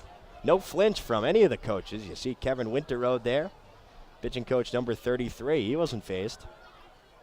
That's quite impressive, too. That ball comes flying at you like that. Natural human reaction is to, turn away. He's just been there, done that. Has an NECBL championship under his belt with the Swamp Bats. Here's the 2-2. Breaking ball misses low in the dirt. Nice job by Reed here, working the full count. Yeah, he's fouled a couple pitches off. He's taken a couple pitches that have looked good but are outside the strike zone. Really nice discipline here from Reed. Here's the 3-2 pitch. Breaking ball hit on the ground, right side, and it gets under the diving glove of Combs into right field. It's a 2-out single there for Dalton Reed, his first hit of the ball game. And a heck of an at-bat there for Reed. And as I was watching him right before that swing, he choked up about 2 inches off of the bottom end of that barrel to shorten his swing up And guess what? He just turns on that fastball and drives it into right field. That's a heck of an at-bat for Reed. It's actually something that he does all the time, because I asked him about that too. He said he hurt his hand once about in high school junior year, so he started to choke up on it, and ever since he's done that. And yes, it gives him more control of the bat, but originally it was to prevent a hand injury, as the first pitch to Mangrum misses low and outside for ball 1.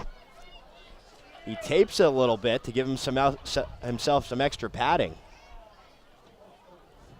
But a big guy, probably losing an inch on his bat.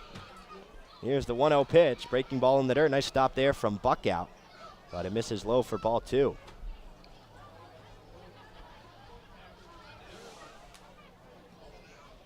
Mangrum grounded out to the third baseman Frederick in the first inning. 3-2 Danbury on top, 2 down. Dalton Reed on first. We're trying to get a 2-out rally going. Howell from the set. Here's the pitch. 2-0. Fastball taken for strike 1.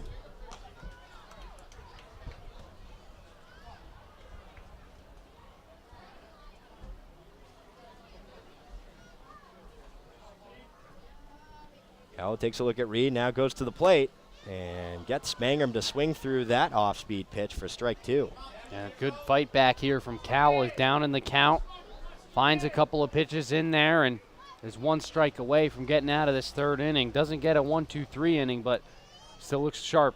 2-2 breaking ball, runs inside. Back-to-back full counts for Newport Gulls hitters, extending this bottom of the third inning.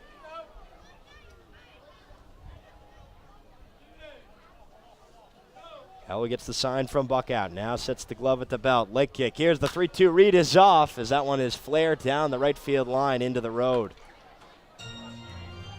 3-2, 2 outs. Reed trying to get a jump. Not too much speed, but he can move. Seen him beat out a couple of infield singles so far this season. So here it is again, the 3-2. Swung on a miss for strike 3.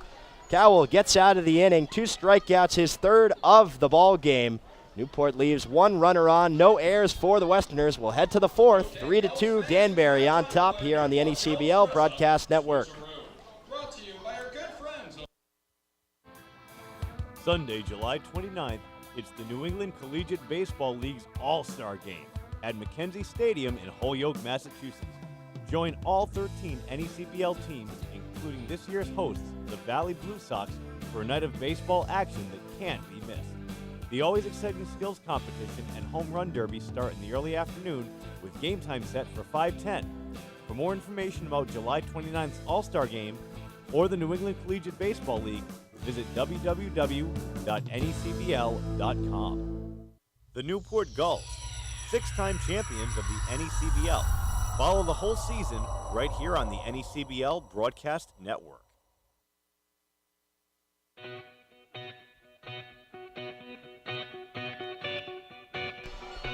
As welcome back to the ballpark, Dave Peck alongside Newport Gulls scorekeeper Andre Olivier, the voice of the Danbury Westerners, Jack O'Mara, and Newport Gulls field reporter Dan Byford.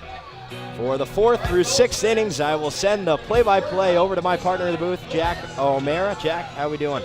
Oh, outstanding, Dave. Thanks so much for the introduction. Westerners have a 3-2 lead here as we head to the top of the 4th. Due up for Danbury to be Walker and Wale, Daniel Franchi, Sean Buckout. The Westerners did lead in that first game, believe it or not, between the Gulls and the Westerners in the top half of the second inning, and then it just turned Newport's way. They scored 6 in that second inning, and that was that for Danbury. So Walker and Wale will dig in here. He's 1 for 1.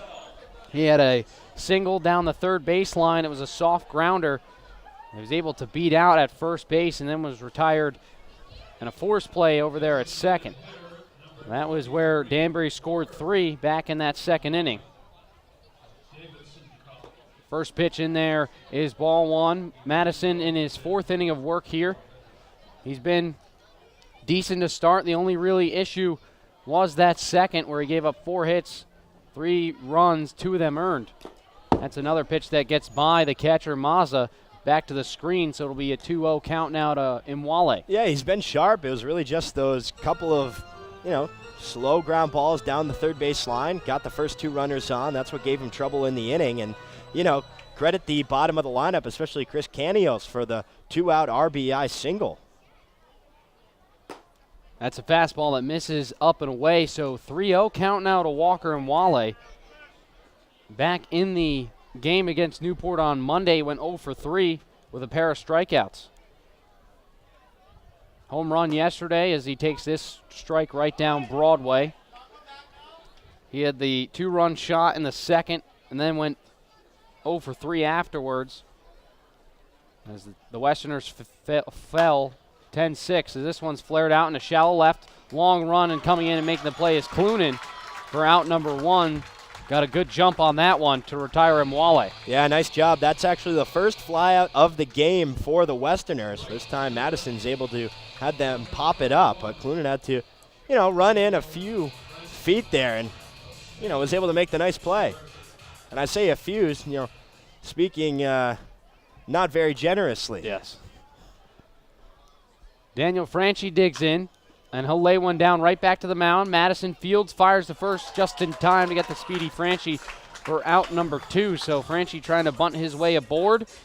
He's retired 0 for 2 now, reached on a fielder's choice back in the second. So 2 gone quickly here in the fourth, and that'll bring up Sean Buckout. Yeah, he squared late, which would have caught them by surprise, but just hit a little bit too much towards the pitcher Madison. He did a good job scrambling off in a very quick transfer, able to get Franchi at first. So Buckout's 0 for 1, but he drove in a run on a ground out as the fastball catches the outside corner. A rising senior out of Stony Brook's hitting .286. Grounded out to the first baseman, but drove in Daniel Franchi. That's a fastball that misses upstairs, so it'll be 1-1 now to Sean Buckout.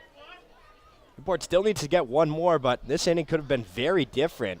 And Wale was up 3-0, then 3-1 when he popped it out to Clunan. And Madison battled back and then at bat gets Franchi on 1 pitch, and Buckout takes ball 2 now, down and away. A 2-1 count now to the Westerners catcher. Madison will deal. Fastball, that one catches the corner. So the count's evened up now at 2 balls and 2 strikes to Buckout. Madison looking for his first 1-2-3 inning of the ball game. 3 strikeouts in the ball game, all in the 3rd inning. This one's just fouled back to the screen. We'll do it again at 2-2. All of them swinging. The 2-out single by Braden Combs was the only one that went through the infield in that inning. 6 hits total for Danbury through 3. This one's skied high into shallow left center. Long run for Clunan. He comes on and he makes the play. Great range from him in this inning, and that will do it. It is a 1-2-3 inning for Madison. We'll head to the bottom half of the 4th inning. Danbury still leads Newport by a score of 3-2 on the NECBL Broadcast Network, powered by Stretch. Franklin is proud to be the official batting glove of the New England Collegiate Baseball League. Throughout the summer, all 13 NECBL teams are wearing their very own custom team batting gloves, courtesy of Franklin Sports. To order your favorite team's design or to create your own, visit franklinsports.com/custom. That's franklinsports.com/custom and enter the code NECBL20 to save 20% off your purchase. From the NECBL to the major leagues, only the best hitters in baseball wear Franklin batting gloves. Wear what Major League Baseball and the NECBL wear, New Era caps, the preferred cap of the NECBL. Show your support by visiting the souvenir stand at your next game and become a part of your favorite team. New Era caps, the preferred cap of the NECBL. The Newport Gulls, 6-time champions of the NECBL. Follow the whole season right here on the NECBL Broadcast Network. Be sure to check out the Gulls online at newportgulls.com. That's newportgulls.com.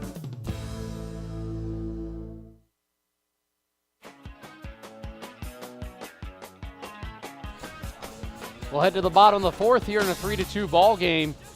The red-hot Zach Hogeson to dig in here for Newport as they trail by 1.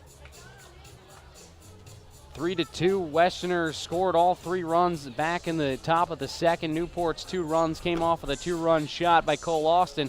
that's where we stand. Since that first inning, Mike Cowell has been dealing for Danbury. He's given up a hit in each inning.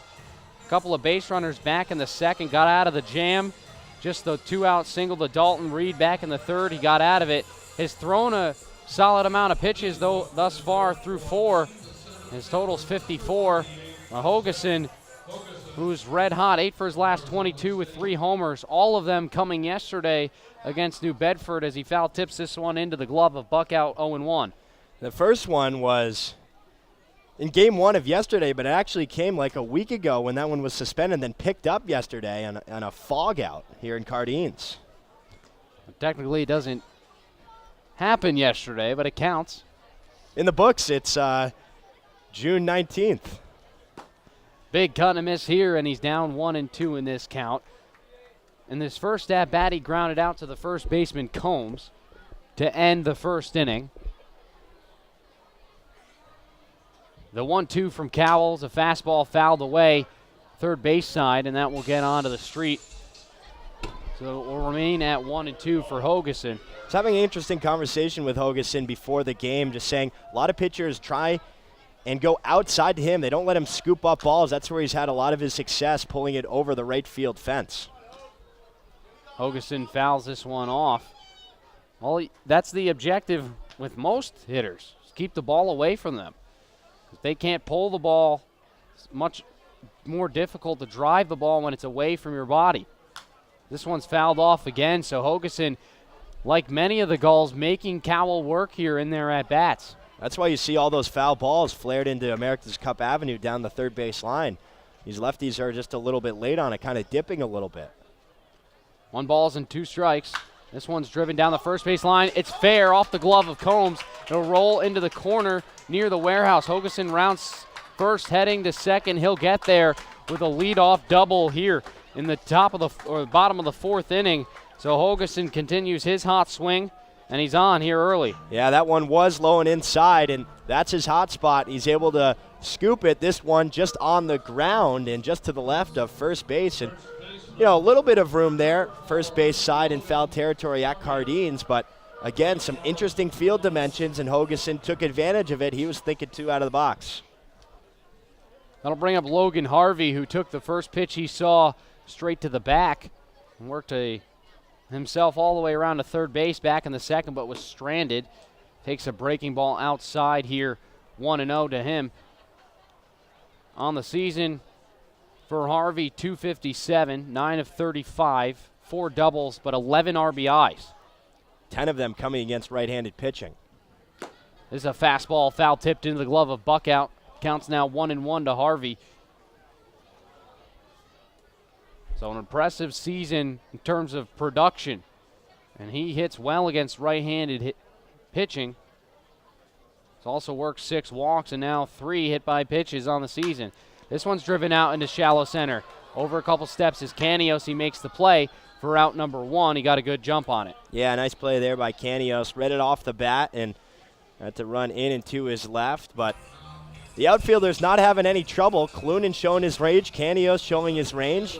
But it's not quite time for that. It's another thing I talked to Hogeson about 8:30 p.m. here. That's when a lot of trouble seems to happen with the lights and where the sun is at Cardines and all that. So we'll keep an eye as this night moves on. The wind issue doesn't seem to be a problem today. It was a big issue on Monday. As this is a breaking ball right in there on the outside corner to Dylan Clunan. Clunan, the 286 hitter, has a solo RBI, that's worked 8 walks this year. 0 for 1 today out of Miami University. Teammates with Tyler Page, member of the Westerners team on the other side of things. Page out of the lineup today. Righty on lefty, Cowell will deal. It's a breaking ball that misses down in the dirt. The count's now evened up at 1-1 to Clunan. Clunan against righties, 412. Struggled against lefties, just .091. Just 1 for his last 5 as he takes a strike on the inside corner. Scored a run over the last couple of games. Not an everyday player here for Newport. He's played 2 of the last 5. and has a 1-2 count on him here. Cowell looking for strikeout number 3. Pitches a breaking ball. He checks his swing. They'll check down to third base. And no, says the third base umpire, Will Bowers. Nice pitch, though, on a 1-2 count. That's exactly what you want, just a couple of inches, and he would have had Clunan. Cowell shakes off a couple signs from Buckout. They finally come to an agreement. Comes to set at the belt, and the pitch is low and in the dirt. The count's now full at 3-2, so a nice at-bat here for Clunan. We're seeing it again. Hitters taking pitches out of the zone. Not a lot of swings and misses out of the zone. We've seen some fastballs get blown by a couple guys, but not a lot of breaking balls outside. This one's fouled off on the third baseline. That will get out of play once again, so Clunan stays alive. Yeah, and I'm not sure if you've been to Mystic yet. Have you been to Mystic? Oh, I've been to Mystic. And they have this ongoing count of foul balls into the woods, and I took the over in that one when we were there on Saturday, and I blew it out of the water. We almost set records. I said, these Gulls, they just fight, and keep fouling them off until they get one they like. This one's lined down the left field line, but that one will get foul. Our trip to Mystic was last Wednesday, so a week ago today, and I took the under and was correct by about 4 foul balls, so I was pretty happy with myself. I think there were about 23. Wow. The all-time record was 26. That sounds a little familiar if we're talking about records. 23 runs on Monday. NECBL record, 26 runs a few years back. This one's fouled back to the screen, so Clunan is working himself a heck of an at-bat. Pitch number 8 on its way. Nice job by the Newport Gulls bat boy running onto the field. Helmet on, able to retrieve the ball. He's been busy today. Yeah. I beg your pardon. This will be pitch number 9 coming into Clunan. Total for Cowell now at 72. The pitch, breaking ball. This one's hammered to first. Combs couldn't play it on the backhand as it pops out of his glove, and both runners will be safe. Advancing to third base will be Hogeson. It's an E3 there for Braden Combs, and runners on the corners here with just one man gone. Newport trying to tie things up. Yeah, Clunan rolled over it, but it was a high chopper down the first baseline, and Combs fielded it on the backhand, fielded like he had it, and then he looked up and it was on the ground. Just a little miscue there from Braden Combs, opening some doors here for Newport. Second time this ball game, Newport has 2 runners on base. They had runners on the corners back in the second, and the Westerners got out of the jam with a 5-4-3 double play. First pitch into the 8-hitter. Dylan Plew is fouled into the netting, third base side. He had a single back in the second, was the initial out in that 5-4-3 double play. Plew batting .300 in his last 5 games, has 6 hits and 3 RBI. I think that's 7 hits now after the hit in the second. Overall, .289 on the season as he takes a ball that breaks down low out of Washington State. Up in the Pac-12. Plew will stare down at Cowell. Cowell looks over at first base at Clunan. This one's driven out into shallow left center. Long run for Canios. That one's going to fall, and the tying run's going to come in from third base. An RBI single for Dylan Plew. This baby's knotted up at 3. Nice job by Plew, just fighting off a pitch. He's able to drop it in shallow center right in front of Canios. Hogeson had to wait for it to drop, but he's patient and is able to score. And Newport with an answer. John Mazza will dig in, the 9-hitter out of Northeastern. 0 for 1 today. He was the victim of that 5-4-3 double play back in the second. That was Plew's 6th RBI of the season. This one's driven out into deep left field. Harbert, couple steps back, and he makes an over-the-shoulder grab, tagging from second and advancing to third is Clunan. It's a heck of a play. They'll check at second to see if he left early. He's okay, so he'll remain at third base, and now there's 2 gone. Mazza gave it a ride, but Harbert tracked it down. Boy, we've seen some nice plays by a lot of outfielders. Harbert, Canios, Clunan. That one was tough. he has a lot of room, or at least relatively speaking here at Cardines. Left fielder probably has it the easiest, just a straight fence behind him. He's able to make that catch right against the wall. There's no warning track either. So fearless was Harbert. Time is called. Buckout will give the infield the situational signs with the runners on the corners here. 2 gone. Jack Gethings, the hitter, 1 for 2 today. Single, run scored back in the first. Strikeout looking back in the third. Cowell trying to get out of this one with limited damage. This one's driven out into center. Canios will settle underneath it with a few steps to the left and makes the final out of the inning. But Newport ties things back up. They leave 2 on the bags. They get 1 run on 2 hits and 1 error. We've played 4 here at Cardines Field. It's 3-3. Danbury and Newport knotted up here on the NECBL Broadcast Network, powered by Stretch. Listen up, fans. You, our loyal fans, will be selecting 2 players to this year's All-Star Game. Beginning on Monday, July 23rd, fans will be able to vote for the final All-Star for each of the North and South Division teams. The player from each division with the most votes will be named to the NECBL All-Star Team. This year's All-Star Game is being played at the home of the Valley Blue Sox on Sunday, July 29th. Fan voting will take place online at vote18.necbl.com beginning on Monday, July 23rd. Hey, Gulls fans! DVDs of all home games are available. To order copies, email broadcast@newportgulls.com. All DVDs include a full pregame show, postgame show, 5 high-quality cameras, and exclusive player interviews. Everything you know and love about Newport Gulls baseball. For more information, email broadcast@newportgulls.com. Don't miss your chance to own a piece of the 2018 Newport Gulls season.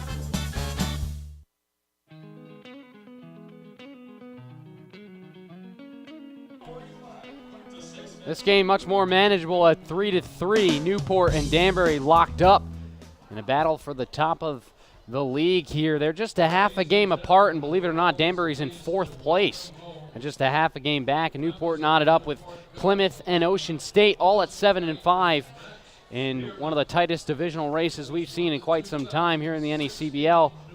Madison back on the mound here for the Gulls. He'll have to go up against 9-1-2 Chris Canios, Randy Tavares, Eddie McCabe here in the 5th. Yeah, Madison has had his best stuff in innings 3 and 4. 1-2-3 inning in the 4th, but he struck out the side. Braden Combs did have a single, but since that 2nd inning, he has found some sort of rhythm here. First pitch from Madison catches the corner on Canios. He had a single, stole a bag, and advanced to 3rd on the error throw from Mazza, and eventually came in to score. Second pitch, this one's chopped foul, 3rd base side. Nice play by Richie Benez, the hitting coach for the Westerners, who's coaching 3rd base. And it's quickly now 0-2 to the center fielder out of Central Connecticut State. He was getting ahead on more hitters earlier on in the game. Kind of was having less success, but you look back at that fly out to Clunan by Imwale on the 3-1 pitch where he was down 3-0 before that. That started what became a 1-2-3 inning. Fastball upstairs, taken there from Canios, 1-2. Madison's pitch count also upwards. He's at 83 now. So likely his last inning. This one's grounded towards first. It's a fair ball. Nice play there for Harvey. He trips, stumbles, throws to first, and in time. Great cover there from Madison. Harvey, I believe, tripped over the first base umpire there, Cameron Haney, but was still able to make the flip over to first base, and a heads-up play for Madison to cover. How about that play from the Demon Deacon? He's able to field it in fair territory, drifts into foul territory, then stumbles. But pitchers are trained. No matter what, you run over there, you never know what's going to happen. And Madison was there to execute the 3-1 putout. That'll bring up Randy Tavares. 3 for his first 5 here this season with Danbury, after hitting .353 last year with the Westerners. First pitch cut on a miss on a breaking ball. He walked his first time up, and then was caught stealing. Singled his second time up back in the 2nd, drove in a run, and was caught stealing. So if he gets on again, he probably would think otherwise to try and snag a bag, as this one's fouled away, and it quickly now 0-2 to Tavares out of Marist College. Yeah, you wonder if Mazza had some words for him when he dug in for the third time, saying, hey, you're going to try to do it one more time? He probably says, I dare you. He probably says, I'll let you go to first if you want to try and steal second. Madison working very quickly here in the fifth. This one's fouled, chopped first base side. It remains 0-2. He's looked good, 58 strikes now, 30 balls, and 4 1/3 innings pitched, and just that second inning's really been the only issue. 2 earned runs. This one's driven towards the hole, through for a base hit, and Tavares is 2 for 2. Takes a wide turn over there at first base, but will head back to the bag, so he has come off to quite the hot start here for Danbury. Yeah, not a very good 0-2 pitch, just got too much of the plate, kind of a hanging breaking ball, and he hammered it into left field. That one has to be down and in the dirt if you're going to try and do that, but see if he can work past it. So Tavares, well, they'll throw over to first base to make sure he's back in time. Eddie McCabe to dig in. He's 1 for 2. First pitch, fastball. That one's in there for a called strike, 0-1. Tavares probably won't go. It's not wise against Mazza's arm. He almost had Canios thrown out too. If it would have been a throw a little bit higher, would have gotten him. Fastball, that one misses outside to McCabe. He's 1 for 2. Double in the first, strikeout swinging in the third out of Georgetown. And Mazza behind the plate this past spring at Northeastern. 8 runners caught stealing. That was first on his team. Throw over again. Tavares diving in safely.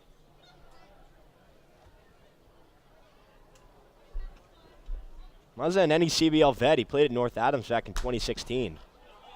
McCabe fouls this one back to the screen. Counts 1-2.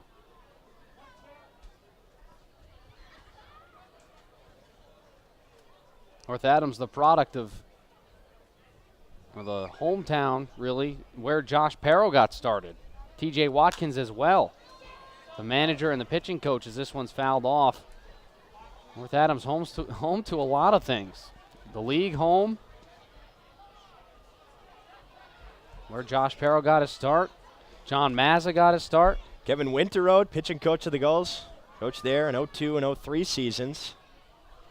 There's a fastball that brushes McCabe back a little bit, and the count's evened up now at 2-2. Well, they just changed up their whole gig. They used to be yellow and blackish or gold and black. Now they're blue and silver. Pitch is fouled off the end of the bat there, so McCabe working a nice count here against Madison. But Jackson Coots for North Adams, he has been the best player in the NECBL. Him into this night, 475 hitter. He gave Newport trouble in the time they met him both here and up in Massachusetts. His best hitter for University of Rhode Island this past year. As once again, McCabe fouls this one deeper down the right field line out of play. Heck of an at-bat being put up here by the rising sophomore out of Georgetown, who is 4th in the league right now in batting. Had a heck of a first week. 11 for his first 21 with a home run, 4 RBIs. The best batting average in that first week. The fastball, that one misses, so he works the count full here. That was pitch number 8 in this at-bat.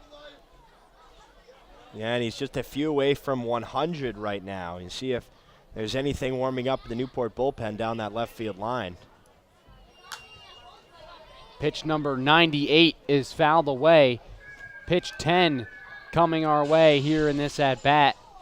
99 from Madison in total. There is Austin Michelle out of Dartmouth warming up, and Michelle came in that Monday night game. 2 2/3, 3 hits, just 1 run. Big cut and a miss. McCabe strikes out swinging for the second time in this ball game. And pitch number 100 just been thrown there by Madison. 4th strikeout of the evening for Madison. So Drew Frederick to dig in here. He's 0 for 2. He's quieted down since his hot start.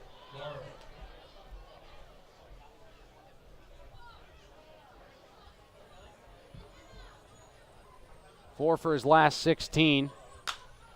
This one's fouled away. He started the season off 3 for 9. So he's 1 of his last 5 here. As this one's fouled away, 0-1 to Frederick out of Troy University. And quite the season he had there. 331, 7 home runs, 54 RBIs, 28 stolen bags. He was by far their best player with the Trojans. Tavares staying put over there at first base with 2 men gone. The pitch is lined towards the hole, through for a base hit on the left side. Tavares will just advance up to second base, but it's a 2-out single here for Frederick, his 5th of the season. The Westerners have a couple runners on here. We'll see if they can get anyone in. Yeah, and we'll see how long this leash is here for Madison. With Michelle warming up now, a couple of hits in the inning, still with 2 outs, but a tight 3-3 game. You wonder how long it is. Probably last batter is now Winterroad. Will come out to talk things over. This will probably buy some more time for Michelle to get loose. It's a hitter that you really don't want to go around lightly with. Combs at 250, but has some pop in his bat. 1 for 2 today, hit the ball hard. His first time up. Back in the 3rd inning. And the whole infield will come and converge on the mound to talk things over here. Newport and Danbury meeting number 2 on the season. It's a 3-3 ball game. Newport just 20 runs shy of matching last Monday's output. Probably not going to happen again, and this game will be much closer. But the teams have met since 2010 very often. 23-9, the all-time series lead since the modern era in favor of the Gulls. The 6-time NECBL champions have the longest active team in the NECBL's number, as the first pitch is a breaking ball cut on and missed by Combs. Newport in 0-1. 6 NECBL Fay Vincent Cups. Missed the playoffs for the first time since moving to Newport last year, and in the season at 20 and 22. Both of these teams didn't make the playoffs. Danbury finished the season at 18 and 26. Kind of backed themselves out of it, too, losing 7 of the last 9 or something close to it. 0-1 to Combs. That's a breaking ball that misses. Counts now 1-1. Madison now up to 103 in this ball game, so definitely his season high. This will likely be his last batter. Big cut and a miss on a, looked like a fastball there that dropped down low. Combs was reaching for it, and he's down to his final strike. We'll see if Madison can get out of it here with a couple runners on and 2 men out in the 5th. Try and give him a chance for the win. Of course, Newport would have to score in the bottom of the 5th, but if he is able to get out of this, he's technically still in the game during Newport's part of the 5th inning. Off-speed pitch misses outside. The count is now racked up at 2-2 to Combs. Combs out of the University of Kentucky, rising junior. Played with the Elmira Pioneers of the Perfect Game Collegiate Baseball League last season. Hit .310 there. This one's foul tipped in. They'll check down to first base, and it's a foul ball. The home plate umpire, Joe Gravina, did not see if that ball was caught. It was a foul tip, just a little low. Mazza looks a little confused, maybe a little frustrated. Will Bowers, the third base umpire, who's standing near second right at the shortstop position in the infield, says, yes, indeed, it did hit the ground. So Combs will stay alive here. Mike Coombs was not happy about it. No relation between the two, as there's an extra O in the last name. It does, you know, it keeps it interesting. Yeah. You got to keep track, Combs and Coombs. 2-2, this one's popped up. Center field. Coming in is Hogeson. Long run as he comes all the way into left center and makes the play. Danbury strands 2. Madison finishes 5 innings pitched. Just 3 runs, 2 earned, 6 hits, 7-8, counting the 2 in the 5th, but heck of an outing for him. We'll head to the bottom half of the 5th. We're halfway through here at Cardines Field. It's 3-3 on the NECBL Broadcast Network.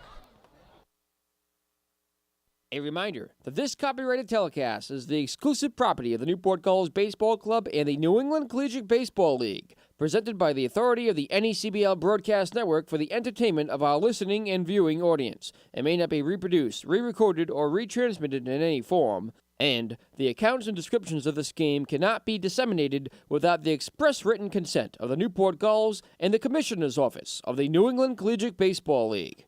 Looking for stats, scores, and highlights from your favorite NECBL team from wherever you are? Then head to mobile.necbl.com to download the official Point Streak mobile app.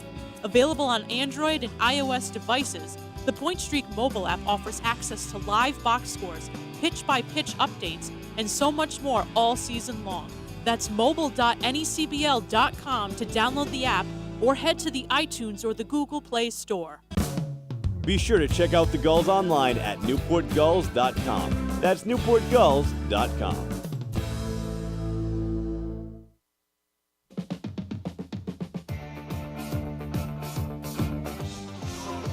We'll head to the bottom of the 5th. Tyler Madison gets through 5. We'll see if Mike Cowell can do the same. As this game's knotted up at 3, he has to go through Cole Austin, Dalton Reed, and Stevie Mangrum. And the first pitch to Austin is a fastball that misses inside. For the first time in 9 plate appearances, Austin was retired by the Westerners. This one's fouled back to the screen as it takes down some debris. Oh, he chipped some wood there. That happens from time to time here at Cardines Field. Austin 1 for 2 today, had a big fly back in the first inning on a breaking ball as he waves and misses at this off-speed pitch. Absolutely tattooed the first pitch he saw over the left field wall. And then he grounded softly out to Randy Tavares at second base in the 3rd. This one's fouled back right into the screen, and thank goodness it's there because that's coming right towards us. You know, I'm not as tough as Kevin Winterroad because that was coming right at us. You know, just a natural reaction. I had one too. The 1-2 flared at foul, first baseline. That one will get to the seats. So an at-bat being worked here by Austin as he's fighting to stay alive, 1-2. 8 for his last 22 coming into the ball game. Home run, 6 RBIs. So that's a breaking ball cut on and missed. Austin retired for the second time this evening, and that's strikeout number 4 now for Mike Cowell. If you're Cowell, sigh of relief there. You get Austin out, first out of the inning. Didn't happen last time. Hogeson got the leadoff double, but a nice way to start the 5th. So Dalton Reed will dig in. He's also 1 for 2. He struck out swinging back in the first and had a single on a full count in the 3rd as he swings and misses at this pitch that Sean Buckout had to stand up to grab. Reed out of University of Kentucky. Familiar with a couple of faces and names in the Westerners lineup today, as that's another fastball that catches the inside corner. Yeah, Reed really shortened up his stance. He was very wide early on in the season. This one's driven out into deep right center field. Goodbye, baseball. Chris Canios took one step to the left and then watched it fly. Dalton Reed tattoos that ball over the right center field wall. And the Gulls take a 4-3 lead here in the bottom of the 5th. His 4th home run of the season, and I was just saying he shortened up his stance, made an adjustment, and ever since then he has been crushing baseballs. Sails that one, and Canios didn't even give it a chase. He just watched it go over the fence there out in right center. You couldn't even see where it landed. And just like that, Reed gives the Gulls their 2nd lead of this ball game. First pitch to Mangrum is up and in, giving him some chin music. He's 0 for 2 today. Ground out to 3rd and a strikeout in the 1st and the 3rd respectively. 19th home run for the Gulls this season. Breaking ball, that one's grounded towards short. McCabe over a couple steps. Fields fires across the diamond in time. We're out number 2, so for Cowell, another mistake up in the zone. That time it was a fastball, and Reed just got great wood on it, drove it over the wall. And aside from really those couple of hits, Cowell's looked pretty good. That first inning after the home run, 1-2-3. He had a strong third inning, 1-2-3. Couple runners on in the second, and he went a 5-4-3 double play. And aside from that home run, he's retired the 2 hitters he's faced, with Hogeson up at the dish, and he blows the fastball right by him. And that's, when you get to this level of baseball, guys who are this good, if you make a mistake, yes, it's one pitch, but it's a pitch that you need to have back, you need to be better on, because they'll make you pay. And as you get to higher levels, it's even more important to make sure every pitch matters. Breaking ball misses down low to Hogeson. It's 2 now that really are the difference makers in this ball game. 2-run shot to Austin. Reed the solo shot as this one's cut on and miss. Hogeson down now in the count, 1-2. You take those 2 pitches away, it's a whole nother ball game. Danbury's ahead now 3-1 if you get rid of those pitches. So 2 big mistakes now has cost Danbury 3 runs and has given Newport even more home runs to tack on. The 1-2 fouled away. Hogeson stays alive here at this count. It's actually something I've talked about with some of the guys, especially, regarding Holden Powell's outing yesterday. He was looking good coming in the 4th inning. He struck out the side. Then he faced 4 batters, got 3 of them out, walked 1, but no problem. The breaking ball misses down low. And then it was in the 6th inning. He gave up a single that was an infield hit a guy, walked a guy, and then a home run, grand slam, and that did it. But up to that point, he was looking sharp. It happened so quickly. There's a fastball that's fouled off the bunting down the third base line. So Hogeson really making work of Mike Cowell in a 2-2 count now. And Cowell's pitch count now has risen to 95. At a certain point, though, you can't excuse the home run pitch. You can't say he was looking good up until this point for the most part, because that is a pitch that he needs to be better with, both sides of the baseball. This one's driven out into deep right center field. Long run for Franchi. He's not going to get there, and he cuts the ball off. This will be a tight play at second. Nice throw. The tag is applied, but not in time. Great hustle there for Hogeson. 2-out double for him. And another mistake there for Mike Cowell. Nice piece of hitting for Hogeson. You'd have to wonder how much longer Cowell's leash is, and there is none remaining as Josh Perro will come out and take the ball from the Fordham Ram. It's a 4-3 ball game here in the bottom of the 5th. The runner on second is Cowell's responsibility, and we have a pitching change on the mound at Cardines. We'll tell you all about him on the backside of this break here on the NECBL Broadcast Network. Franklin is proud to be the official batting glove of the New England Collegiate Baseball League. Throughout the summer, all 13 NECBL teams are wearing their very own custom team batting gloves, courtesy of Franklin Sports. To order your favorite team's design or to create your own, visit franklinsports.com/custom. That's franklinsports.com/custom and enter the code NECBL20 to save 20% off your purchase. From the NECBL to the major leagues, only the best hitters in baseball wear Franklin batting gloves. Hey fans, you know how busy the NECBL season is. Over 40 games in under 2 months is a lot of baseball to stay on top of for even the most dedicated fan. If you want to make sure you don't miss a thing all summer long, sign up for the official NECBL e-newsletter, providing updates emailed directly to you, highlighting the best of the week that was. Don't miss out. Sign up at necbl.com today. The Newport Gulls, 6-time champions of the NECBL. Follow the whole season right here on the NECBL Broadcast Network. NCTV 18 Newport County, the World Wide Web, and on DVD. This is Newport Gulls Baseball on the NECBL Broadcast Network.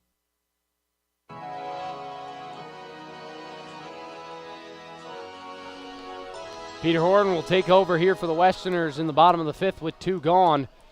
He'll have to go up against Logan Harvey. Mike Cowell, 4 2/3, 8 hits, no walks, 4 strikeouts. The runs, 4 and 4 earned, but those remain open as Harvey fouls the first pitch in foul territory. Combs is over, and he makes the play. 1 pitch, 1 out. Peter Horn gets the job done, so Cowell will come out of the ball game with that line. And we've played 5 here at Cardines. The solo shot from Dalton Reed puts Newport ahead. It's a 4-3 ball game as we head to the top of the 6th here on the NECBL Broadcast Network, powered by Stretch. Wear what Major League Baseball and the NECBL wear, New Era caps, the preferred cap of the NECBL. Show your support by visiting the souvenir stand at your next game and become a part of your favorite team. New Era caps, the preferred cap of the NECBL.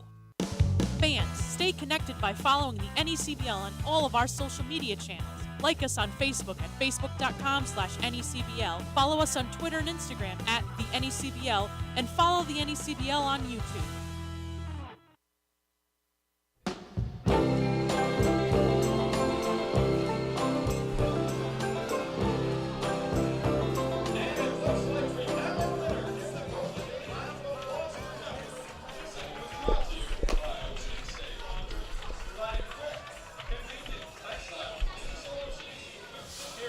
It'll be Austin Michelle to take over here as we head to the top of the 6th.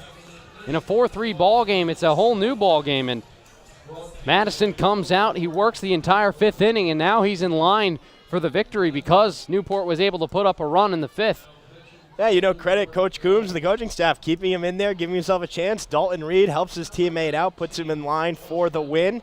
But it'll be Austin Michelle who's on the mound here for the Gulls, trying to hold on to this 4-3 lead. Michelle, 5.90 earned run average, does not have a win or a loss in 5 games so far this season, giving up 15 hits and 10.2 innings pitched, while walking 5 and striking out 13. And Jack, you mentioned in his last outing came in that 23-5 win over Danbury. He went 2.2 innings, gave up 1 run off 3 hits, walked 2, struck out 3, and faced 13 Danbury Westerners.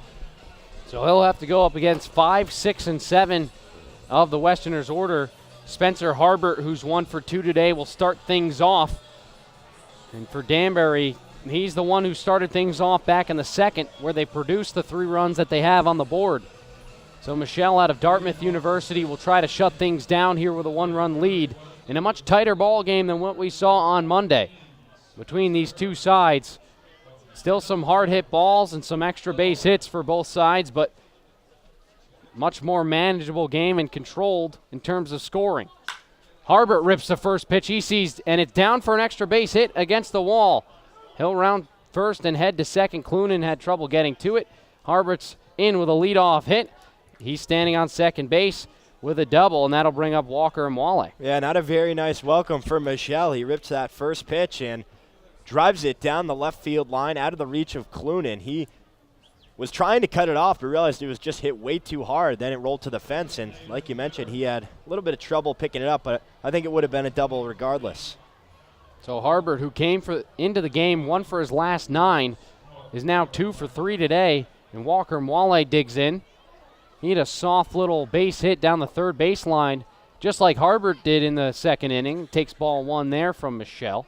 Final stat line for Madison, 5 innings, 3 runs, 2 of which were earned off 8 hits, 1 walk, 4 strikeouts, 22 Westerners faced.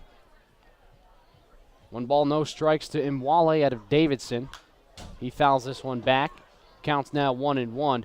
Imwale's now played DH in back-to-back games, something that I think Josh Perro says we have to start to take advantage of the hitting ability of our 2 left-handed first basemen.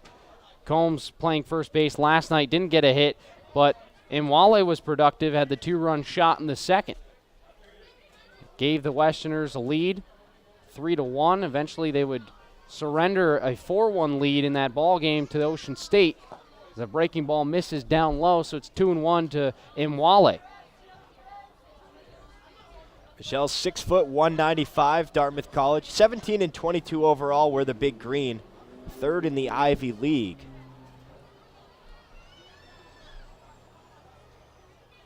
And Wale fouls this one back. It's always the impressive feat to not only play baseball, but be an outstanding student. Academics do come first, obviously, and always applaud the guys in the Ivy League who can do both. Great player, great kid. He's one pitch away from getting Imwale down. Number 1 run producer on this Westerners team, and the fastball just misses outside. And Imwale works the count full, 3-2. 3-2 record, third in wins on the team. 3.38 earned run average. That was first for the Big Green. 12 RBIs for Walker this season. Breaking ball, yes sir, called strike 3. Big strikeout there for Michelle. First out of the 6th inning here to bring up Daniel Franchi. Yeah, big strikeout looking his first of the night for Michelle, but the leadoff double by Harbert, not too much of a surprise. It's a number we've talked about a lot going into this game. Leadoff hitters against Newport pitching batting .371. That number really has only gone up in this ballgame. Only 2 times that Danbury has not had their leadoff man on. Franchi swings and misses at a good-looking breaking ball. The skies are clear once again. It's an absolute gorgeous night here in Newport. There's a rainbow right here to our right. That is fantastic. It's a perfect night for baseball here at the City by the Sea. The breaking ball misses down low to Franchi. He's 0 for 2, reached on a fielder's choice back in the 2nd, came around to score, and then also grounded or tried to lay one down for a base hit. What was thrown out by Madison back in the 4th. Not too often you see a rainbow with a sunset that is 360 degrees around the sky. Fastball misses upstairs, so it's actually 2-1 to Franchi. It's a cotton candy color scheme here at Cardines Field. All around the sky, the fans here.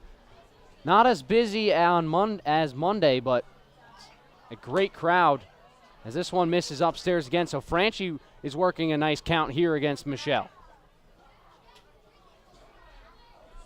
Franchi, the rising senior out of Binghamton, second-year player with the Westerners.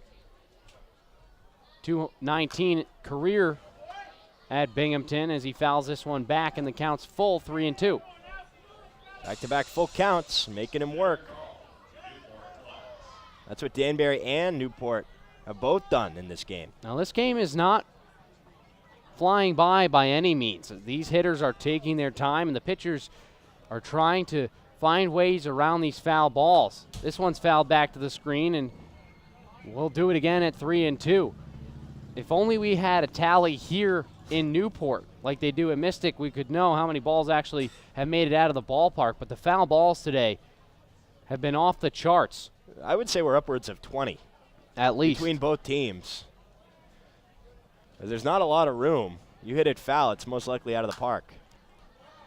3-2, fouled away. This time the first base side. Franchi has to come over and shake off his left hand a little bit. Might have jammed him. And if you haven't been to the park, you're tuning in here. Certainly something that you should try and do. It's really an experience in itself, just seeing Cardines open its doors in 1908. Very historic, very unique ballpark, and a nice atmosphere. This one's lined up the middle, through for a base hit. They'll send Harbert around from second. He's on his way home, and he'll score. It's an RBI single for Daniel Franchi, and we've tied this bad boy up once again. It's 4-4. Just keep coming back. Both teams not willing to yield. Nice job there by Franchi. A great at-bat. Gets a 3-2 pitch. He can just hit up the middle. Michelle gave it a quick bid on the spin around behind the backstab, but went into center field, and scoring easily from second was Harbert. Second run scored of the evening now for Harbert. So he's come around both times he's reached on hits. And the training staff has come out to look at Daniel Franchi's hand. He was shaking a little bit after one of the foul balls in his previous at-bat. He gets the hit there, and now he's getting looked at by the training staff here at Newport. You wonder if it's his hand or his wrist. You wonder if choking up on the bat like Dalton Reed does would have prevented it. He looks good to go, so he'll stay in. So there's a runner on first base in Franchi with one man gone here in the 6th in a 4-4 ball game. And Sean Buckout will dig in here. He drove in the first run of the ball game for the Westerners back in the 2nd on a sac groundout. Doesn't officially go down in the book as that, but that's what I like to call it. 0 for 2 on the day. He also flew out to the left fielder, Clunan, back in the fourth.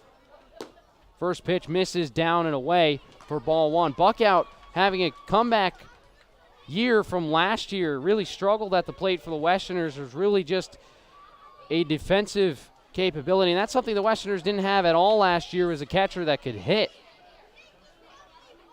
He's hitting .286 this season, and on the year last year, just 200, 12 for 60 on the year. The other catcher, Jared Herron, hit .154. That one misses down low again, so Buckout put himself into a hitter's count here at 2-0. This year, Buckout's at .286, and right behind him is the catcher, Aaron Antonini, who's at .276. So more production coming from the Westerners' men behind the plate. The 2-0 fastball, that one misses outside, and it's 3-0 to Buckout. Just having trouble finding the zone here is Michelle. He's already got one down. Opportunity for a double play ball. .216 career hitter at Stony Brook looks at strike one right down Broadway. 36 RBIs in 3 seasons there with the Seawolves. Went to Don Bosco Prep in New Jersey, hit over 400 there. Varsity baseball, big cut and a miss, and it's 3-2 on what looked like ball 4.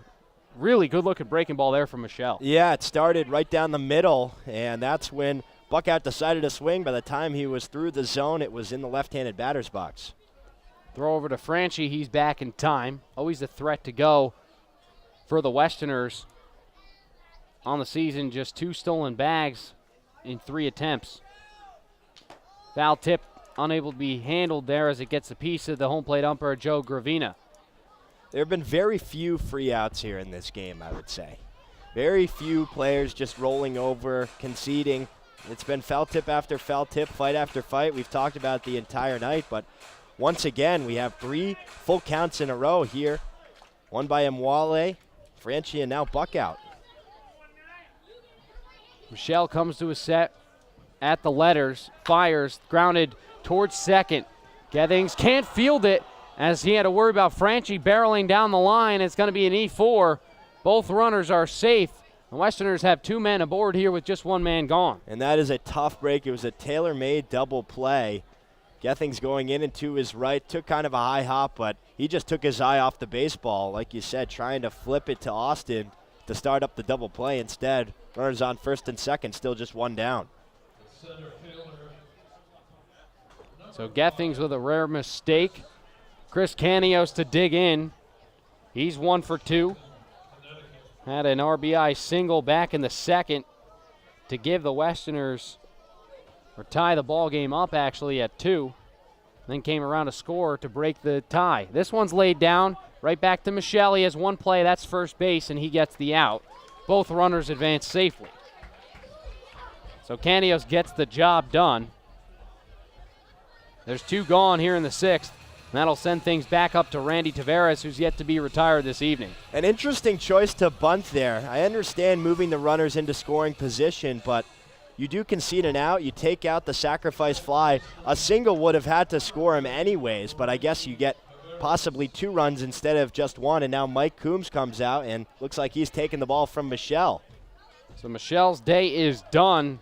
He just pitches 2/3 of an inning, not the kind of inning we saw from him on Monday. He'll have to come out of the ball game, and Coombs wants this inning over and done with in a 4-4 tie. We'll tell you about the change on the other side of this break here on the NECBL Broadcast Network. Things are tied up at 4 here at Cardines.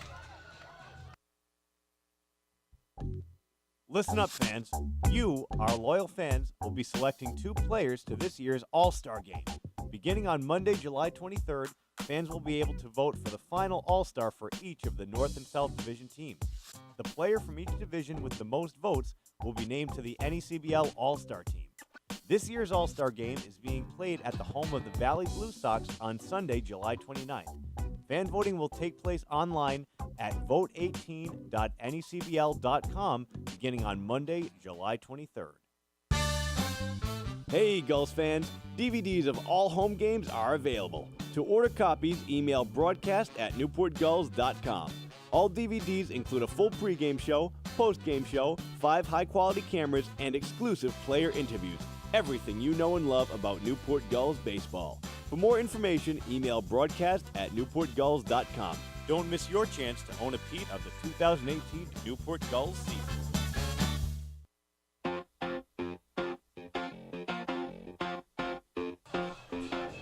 Danbury's found a way to tie things up here in the 6th, and they threaten for more.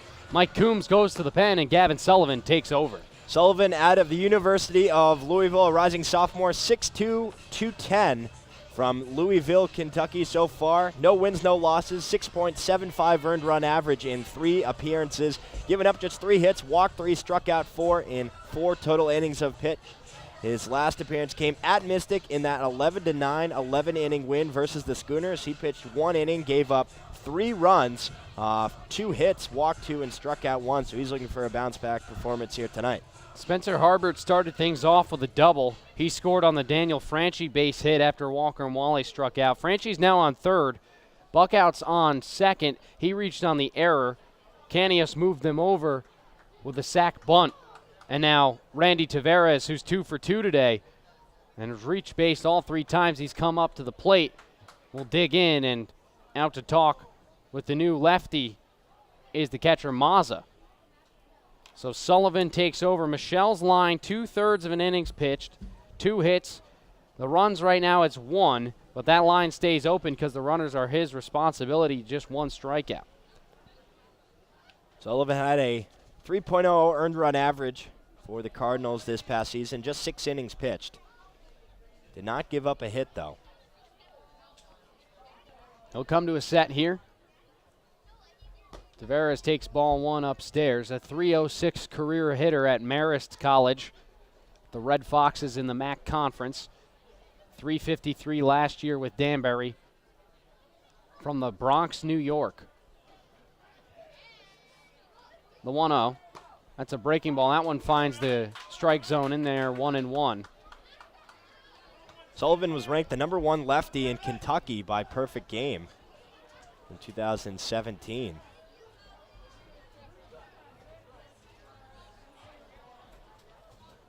He comes to a set and fires. That one's a breaking ball that misses down low. It's now 2-1.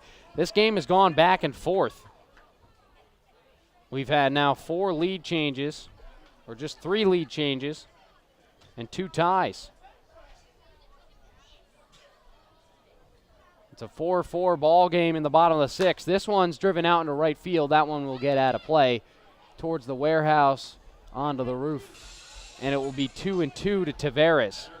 Only 1 walk in the ball game. 1 hit by pitch. It was on Harvey earlier on, but the 1 walk was from Madison. Clean from Cowell and so far from Horn. It's just gone .1 innings, but that's always a good sign. It was Tavares, the first batter of the ball game. 2 balls, 2 strikes, 2 outs. Deuces are wild. The payoff. Breaking ball misses. Tavares has worked the count full 3-2. Yeah, that just didn't have any break to it. Started high, ended high. Easy take there for Tavares. So here's a huge pitch for Gavin Sullivan, trying to clean up the mess. The 3-2, driven foul. First base side, that one will get out of play and out of the stadium once again. So it will remain 3-2. The number continues to just climb and climb here on this Wednesday in late June. Quite a few sound effects inside the stadium explaining what may happen to a car if that ball lands in a certain spot. Tell you what, don't drive by on game night. And that's ball 4. Tavares works his 2nd walk of the ball game and reaches for his 4th time today. And that brings up the Westerners' best hitter in Eddie McCabe, who's 1 for 3 today. That was the 4th walk of the season for Sullivan in just 4 innings. So bases are loaded. Franchi at 3rd, Buckout at 2nd, and now the new man Tavares at 1st. Eddie McCabe had a double back in the 1st. Swings and misses at this one. That's how he retired his next 2 at-bats, by swings and misses. Strikeout in the 3rd, strikeout in the 5th. trying to avoid the strikeout hat trick. Sullivan, the 0-1. This one's flared out into shallow right center. Ranging over is the right fielder, Mangrum, and he makes the play for the final out of the inning. The Westerners lead, the bases loaded, but they do get one run on a couple of hits. 3 men left, 1 error, and this ball game is tied up at 4 after 6 here on the NECBL, or 5.5, I should say, here on the NECBL Broadcast Network. Newport coming up. Fans, the NECBL's broadcast network brings all of the action right to your home every night. Available on your desktop, laptop, mobile device, and now on your Apple TV, Roku, Amazon Fire TV, or Android TV device. Enjoy single-day passes for just $8, purchase a team pass for $125, or enjoy the entire 2018 season with a league pass for $149.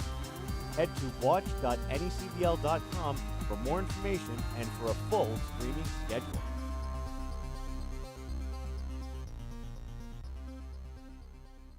This is Newport Gulls Baseball. On your home for the Gulls, the NECBL Broadcast Network.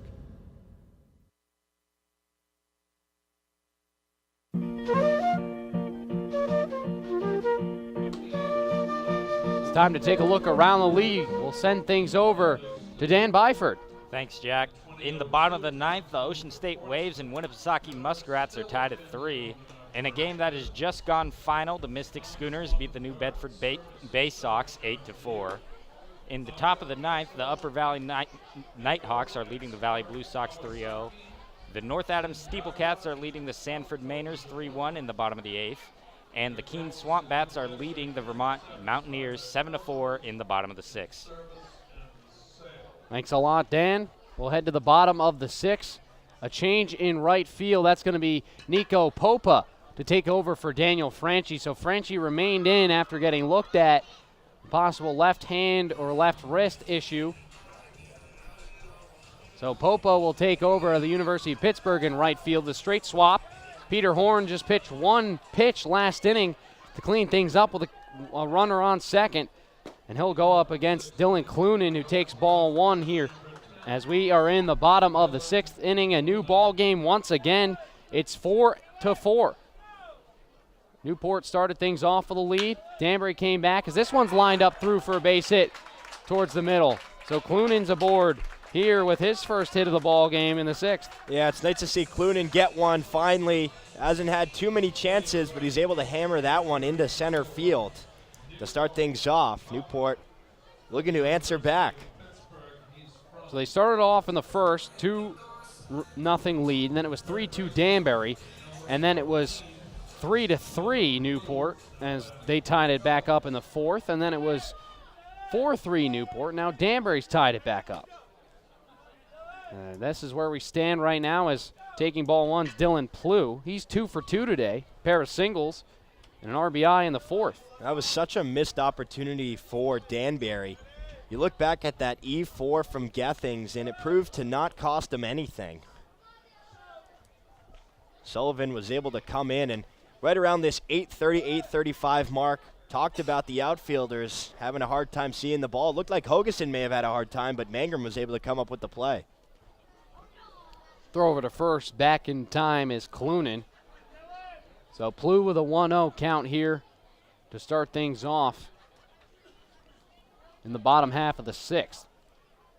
Fastball, that one misses down and away for ball number 2.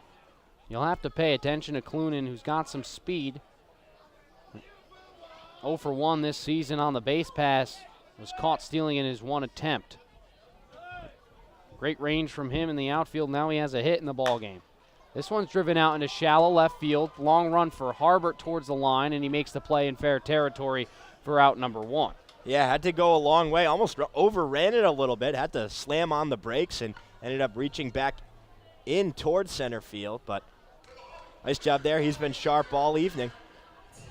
We didn't even have a chance to talk about Peter Horn at all because he just threw 1 pitch. He's from Stamford, Connecticut, the rising senior out of Fairfield University. 6'4", 225. Second-year Danbury Westerner. Is a .498 career at Fairfield at 5-4. First pitch now to the 9-hitter, John Mazza, is in there for a called strike. And Horn is usually a late inning guy, someone who's in there to shut things down, and much like Brian Rodriguez, but Rodriguez came in the 6th last night. Horn in the 5th here as this one's flown out into shallow center. Long run for Canios, but he makes the play. He throws to first, and getting back in time is Clunan. Yeah, Combs wasn't even there at first. Heads up play by Canios. He came all the way in. It did look like it had a chance to drop, but speedy outfield from Harbert and Canios here making back-to-back plays. They may have had a chance to get Clunan had Combs been there. So the outfielders winning the battle against the night sky so far. And that'll bring up the ever-dangerous Jack Gethings, who's 1 for 3. Righty out of Fairfield, Horn delivers a strike into Gethings, the lefty out of Fairfield as well. So a little stag-on-stag matchup here.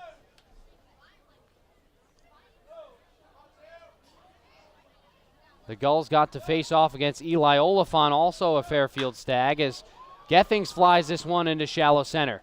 Canios settles and makes the play for out number 3. So the leadoff single by Dylan Clunan is wasted as 3 straight flyouts retire the Gulls. We've played 6 here at Cardines Field. It's a 4-4 ball game.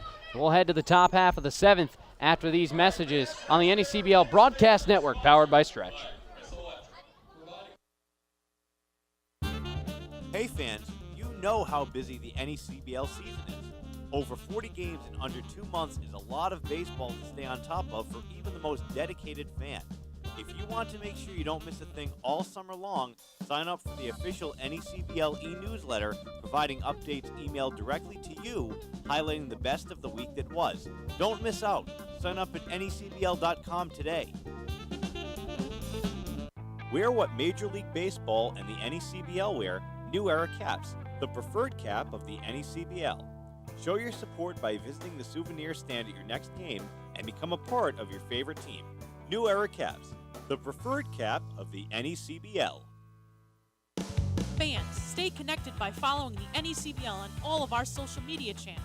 Like us on Facebook at facebook.com/NECBL. Follow us on Twitter and Instagram at the NECBL, and follow the NECBL on YouTube. Be sure to check out the Gulls online at newportgulls.com. That's newportgulls.com.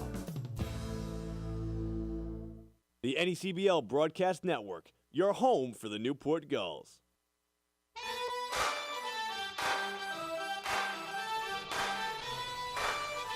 We'll head to the top of the 7th in a 4-4 ball game. And for play-by-play duties for innings 7, 8, and 9, I turn things back over to my colleague, Dave Peck. Thank you, Jack. It's Gavin Sullivan still out on the mound. Dave Peck alongside Newport Gulls scorekeeper Andre Olivier. Jack O'Mara, who brought us the middle innings of play-by-play, and Newport Gulls field reporter Dan Byford. I'd like to thank everyone who's tuning in here on the NECBL Broadcast Network. Again, audio is free. Visual, $8 a game, not too bad. 6 cameras here in Newport to catch the hometown team play some baseball as they have a 4-4 tie here in the top of the 7th inning. It'll be Frederick, Combs, and Harbert due up in the inning. Sullivan getting the sign from Mazza, working from the windup. Here's the first pitch, and it's a fastball in there for strike 1 in the outer corner. So a nice start here for Sullivan. He was able to get out of the jam. Just 1 run scored last inning. Bases were loaded with 2 down. 0-1 pitch, big swing and a miss. And he made the inning much worse for himself by working that walk against Tavares. Just the second walk of the ball game for either side, and loaded the bases up. Really, the sacrifice bunt helped out to kind of concede the out. It did put 2 runners in scoring position, but still a single had to be recorded as the 0-2 is rolled over foul down the third base line. You don't see that often. You see it with nobody out because you can still get the sacrifice fly, but if you're Newport, you'll take that, a team that has been successful getting the final out with runners in scoring position. Here's the 0-2 pitch to Frederick. It's another breaking ball. This one hit on the ground, foul just to the left of third base.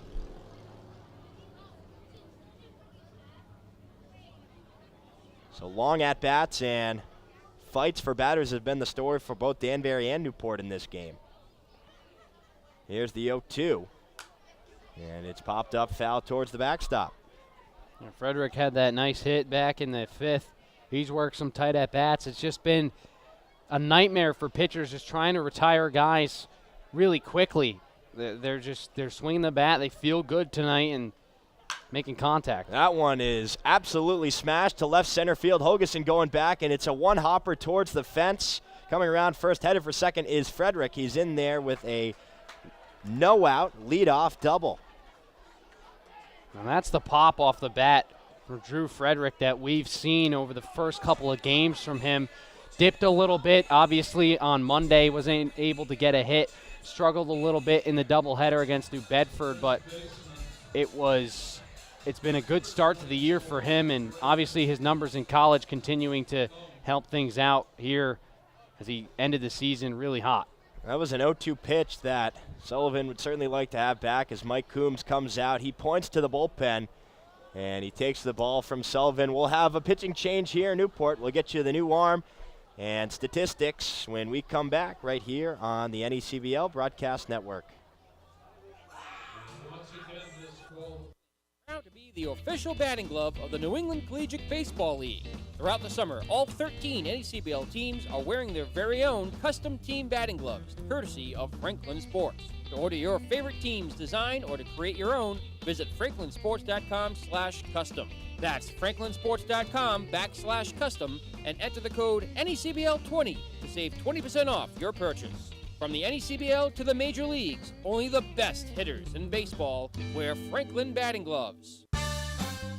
Hey, Gulls fans, DVDs of all home games are available. To order copies, email broadcast@newportgulls.com.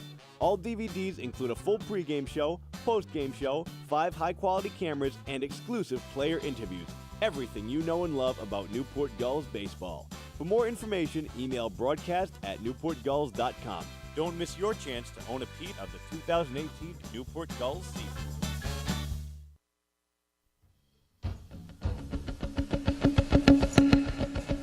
As we have a pitching change here in Newport, it's the lefty Augie Milbauer out of Texas Christian University in here. The final stat line not quite closed on Sullivan. Just recorded that one out to get out of the 6th inning. One hit, though, is the double. Frederick stands on second. We'll see what Milbauer can do to keep him from scoring. Milbauer, 6'1", 195 from TCU, a rising sophomore there for the Horned Frogs. 2-0 so far this year, 6.54 earned run average and 11 innings pitched. Giving up 10 hits, walked 7, and struck out 10. His past outing, he was sharp against New Bedford. It was a 10-8 loss, but he went 2 innings, gave up just 1 run on 2 hits, struck out 3. He also had a good outing at Mystic in that 11-inning affair, where he went 2 innings, did not give up a run, only 1 hit. He looks to come in here and try and keep this game knotted up as 4, as in steps Braden Combs. Combs 1 for 3, he singled back in the 3rd inning, was stranded on second.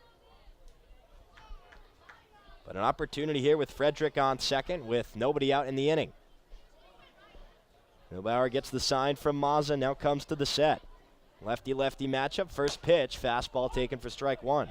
It's a smart move to bring in Milbauer because 2 of the next 3 guys that Milbauer will have to go through are left-handed hitters in Braden Combs and then 2 batters later, Walker and Wale. So why not go lefty on lefty? It's one of the most difficult things to do for a left-handed hitter is to face a left-handed pitcher. Here's the 0-1, breaking ball in the dirt, gets him to chase, now ahead 0-2.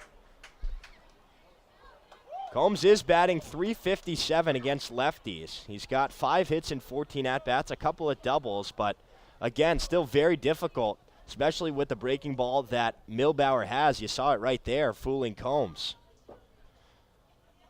He's now ahead 0-2, working from the stretch, takes a look at Frederick. Now goes to the plate, breaking ball in the dirt. Nice stop by Mazza, but it's low for ball 1.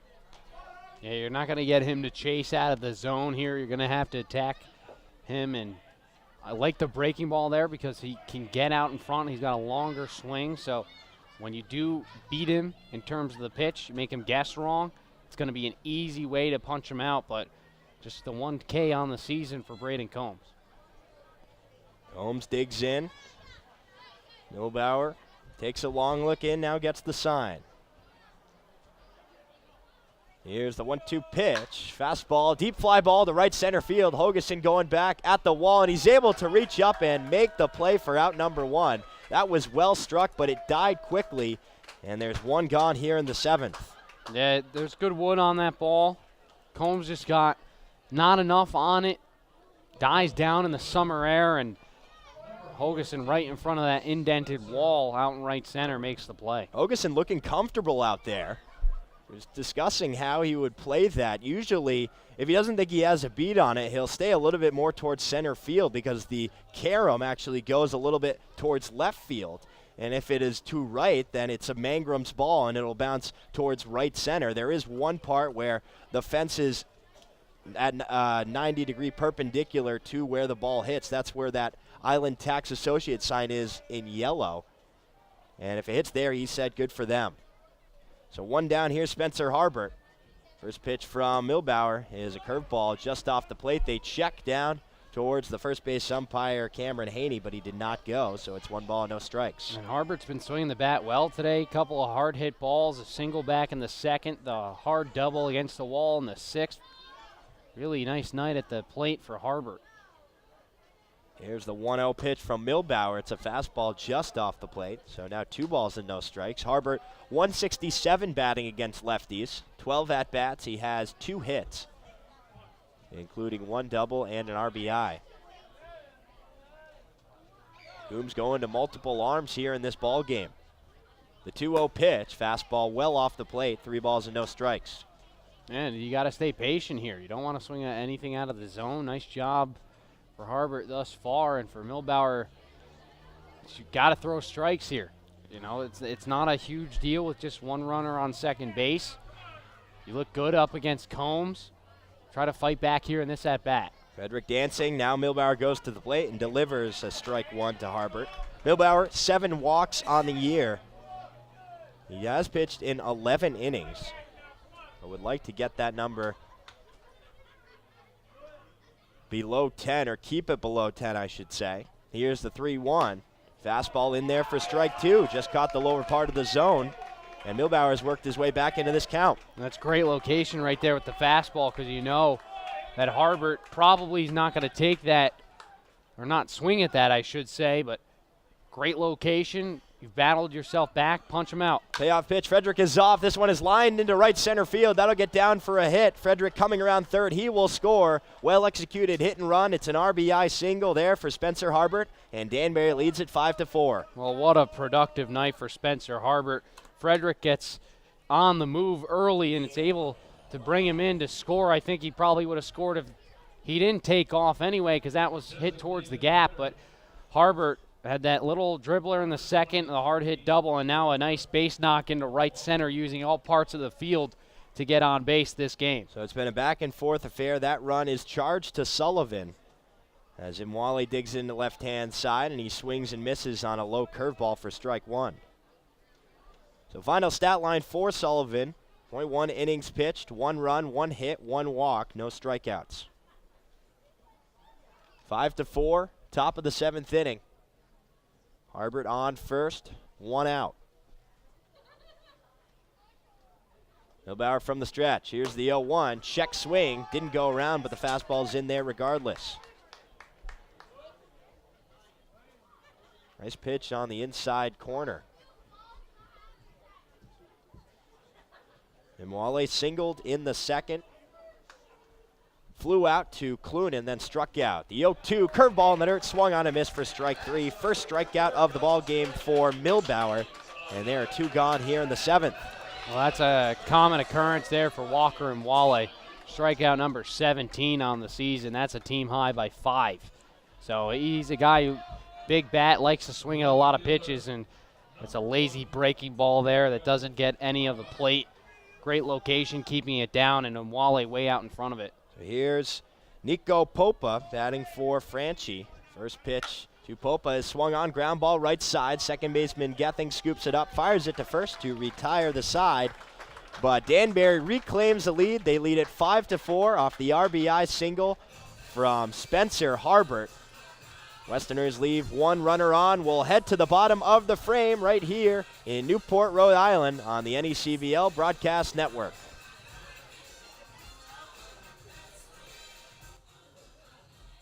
Fans, you, our loyal fans, will be selecting 2 players to this year's All-Star Game. Beginning on Monday, July 23rd, fans will be able to vote for the final All-Star for each of the North and South Division teams. The player from each division with the most votes will be named to the NECBL All-Star team. This year's All-Star Game is being played at the home of the Valley Blue Sox on Sunday, July 29th. Fan voting will take place online at vote18.necbl.com beginning on Monday, July 23rd. Be sure to check out the Gulls online at newportgulls.com. That's newportgulls.com.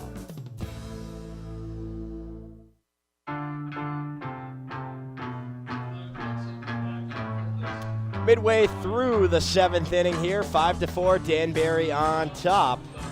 It'll be Austin Reed and Mangrum due up for the Gulls, and we have some fans enjoying the game on top of the warehouse. We didn't see that too much on Monday. It was a little too windy to have them out there, but they have the red and blue lawn chairs. And one of the best places in Newport to watch a baseball game is right there on the warehouse. As a rookie broadcaster, in terms of this is only my second time to Cardines Field, how would one get up onto the warehouse? There is that. You can see the porch there on that house out in right by the vent. That's probably how they do it, as Austin swings at the first pitch and lines this one deep to left center field. That gets down for a hit. Canios cuts it off, but it's a leadoff single there for Austin. So he has a couple of hits now. 2-run home run in the first, now a single here in the 7th. He continues to be Danbury's Achilles heel. And just solid contact on this pitch. Doesn't wait much. Nice pitch out over the strike zone. Stays on top of it, drives it out into the outfield. Here comes Dalton Reed. First pitch fastball taken low for ball 1. Reed with the solo home run in the 5th. That gave Newport at the time a 4-3 lead. As Horn goes to first, quick check on Austin. He's able to dive back safely. Reed, like I was saying, his last at bat, shortened the distance between his 2 feet. And since he's done that, as he fouls that one into the netting, he has been very effective. It was just a little tip that hitting coach Greg Grawl gave him, as he found that he was stepping with his front foot a little bit too much towards the plate instead of out, and that was leaving the inner part exposed. Nice breaking ball there from Horn for strike 2. Well, it's a very concise stance. The feet are just about shoulder's length. The hands are really close to the body up at the helmet area, and he's choked up on every pitch. 1-2 pitch, breaking ball. That one just missing. A little bit outside to even things up at 2-2. Reed struck out in the first, had a single in the 3rd. And then the solo bomb in the 5th. 5-4, Danbury on top. Nobody out, Austin on first as he lines this one down the left field line, slicing foul and into the bullpen. Another good at bat here between two guys who want to get this out and want to get aboard. Newport trailing by 1. Reed giving everything he can. He's had a great evening at the plate. Another check on Austin at first, nothing doing. And Horn, who came in the 5th, cleaned things up, and then after the leadoff single in the 6th by Clunan, it worked a 1-2-3. And another check on Austin. So far this season, Austin does not have a stolen base. Again, only 4 on the year for the Gulls. That is last in the NECBL. Slide step 2-2. Fastball misses outside, and Reed has a full count. Well, when you have the production and the ability to hit into the gaps, extra bases, you have a guy like Dalton Reed who can send it into Middletown if he needs to. You don't need to steal bags, and it's worked for Newport. They don't steal a lot, and it's not like they're falling behind by any means. Here's the 3-2, fouled into the netting behind home plate. If we had the tally, we would be probably northwards of 30. That one did stay in the ballpark, though. Good fight here from Reed. Trying to win the battle against Horn. Gets the sign. Here's the 3-2 pitch. Lunges at this one. Popped up shallow left field. Coming in on his Harbert, and he's able to make the grab for out number 1. So it was an outside pitch, and Reed in protect mode just lunged at it and hit a lazy pop fly to shallow left field. Harbert showing off the wheels once again. Well, that's good location there for Horn. It's just locating the ball down and away, and Dalton has no other choice but to protect the plate and flare his bat at it. And when you have that sort of contact, you know, for that ball to fall, it's tough, and Harbert's got enough range out there and left to get to it. Here's Mangrum, first pitch swing, and fouls this one into the netting. Nice glove there by Hogeson in the on-deck circle. That'll move to 0-1. Just past the 9 o'clock hour, 9:05 here on the Eastern Seaboard. 5-4, Westerners on top, bottom of the 7th. Austin on first, 1 down. Mangrum, the number 4 hitter. Here's the 0-1 from Horn. It's a line drive caught by Frederick at third. He goes to first with it, but it is not in time for the double play. Austin doing a good job there, reacting and diving back safely. And that's unfortunate there for Mangrum. He hits the ball on the screws and just right at Frederick. Didn't even really have to move. Heads up base running there for Austin to stay put. Doesn't go too far. Freeze on the line drive as you're taught in Little League, and Mangrum goes to the dugout frustrated 0 for 4 today. Hit it hard. It was an outside pitch, though. He kind of rolled over on it. Trying to pull the ball as Hogeson swings at that one and fouls it down the third base line, fouling out of play. So Austin led off with that single. Then Reed flew out to shallow left field. A line out by Mangrum. Still down 1 are the Gulls. Here's the 0-1 pitch. Chopper, first base side, gloved on by Combs in fair territory. He tags first to retire the side. So Horn does a good job working past the leadoff single to retire Reed, Mangrum, and Hogeson in order. We'll head to the 8th inning. Still 5-4, Danbury on top right here on the NECBL Broadcast Network. You know how busy the NECBL season is. Over 40 games in under 2 months is a lot of baseball to stay on top of for even the most dedicated fan.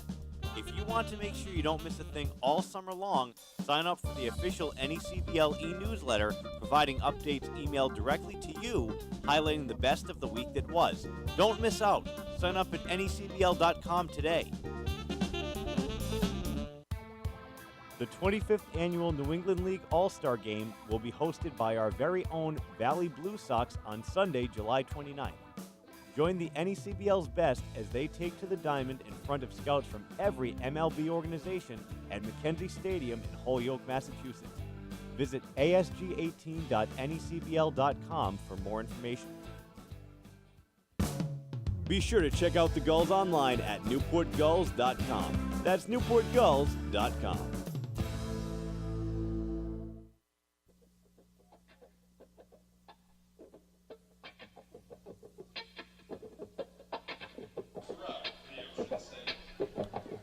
Five to 4, top 8. Danbury on top. Augie Milbauer still on the hill here. He will face Buckout, Canios, and Tavares. After back-to-back innings where Danbury was able to plate 1 runner, they look to add 1 more, just leading by 1. First pitch to Buckout is a ground ball hit weakly towards the shortstop Austin, charging, and it's off his glove. That will be an E6, and Buckout is on to start things off here in the 8th. That's a tough break for Austin, who's had another good day at the plate. Such a productive day. Been the Danbury killer this time. Doesn't show any help here for his team, and Buckout reaches for the second time this evening, both on errors. Couple of errors. First one was by Gethings in the middle infield, trying to spin that double play in the 6th, and now Austin can't handle that one. 12 hits for Danbury, 10 for Newport. 2 errors for the Gulls, 1 for the Westerners. Here's Chris Canios, shows bunt, pulls back, but it's in there for strike 1 on the outer third. Canios had the RBI single in the 2nd, grounded out on the or bunted out, I should say, by Madison. Was able to glove that in the 5th and then had the sacrifice bunt. So he's been squaring around a lot here, trying to do it again. He does. Here's the 0-1. This time he doesn't get it down. The back throw is a fake.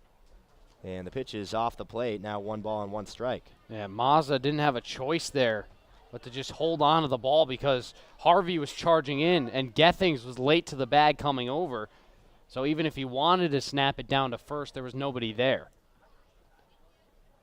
Milbauer working from the stretch, sets the glove at the chest, takes a look at Buckout, now goes to the plate. Antiost bunting this one, but it's fouled down the first baseline. So 1 ball and 2 strikes here to the junior out of CCSU. Yeah, a couple times now we've seen the Westerners trying to get bunts down, and they just haven't been able to do so. A couple of strikes on them. Franchi was unable to lay one down. Now Canios. They're going with the small ball, though. Long pause. Here's the 1-2 pitch, and it's a fastball taken high for ball 2. Reared back there. Fastball missed high. Milbauer came in last inning, just 1 inning so far in the scorebooks. Here's the 2-2 pitch. Breaking ball misses off the plate. And how many times have we seen an at-bat like this? Foul ball after foul ball, and then pitchers just missing on a couple pitches. They try to go the off-speed. They try to go to the fastball, and the hitters are just not biting. And they've once again, we have a full count. 9th full count for Danbury hitters. Here's the 3-2, and it swung on a miss for strike 3. Second strikeout of the night for Milbauer, and there's 1 gone here in the 8th. That's a big punch out there. Confidence booster. He was upset at the second ball of that count. It just missed upstairs. He thought it was strike 3.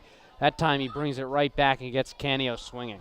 That'll bring up Randy Tavares, the leadoff man for the Westerners. Bats for the 5th time, and he's been on base all 4 times. Been thrown out his first 2 after he walked in the 1st, singled in the 2nd. He also singled in the 5th and walked in the 6th. Here's the first pitch from Milbauer. It's a fastball taken for strike 1. Yeah, 4 for his first 6 this year.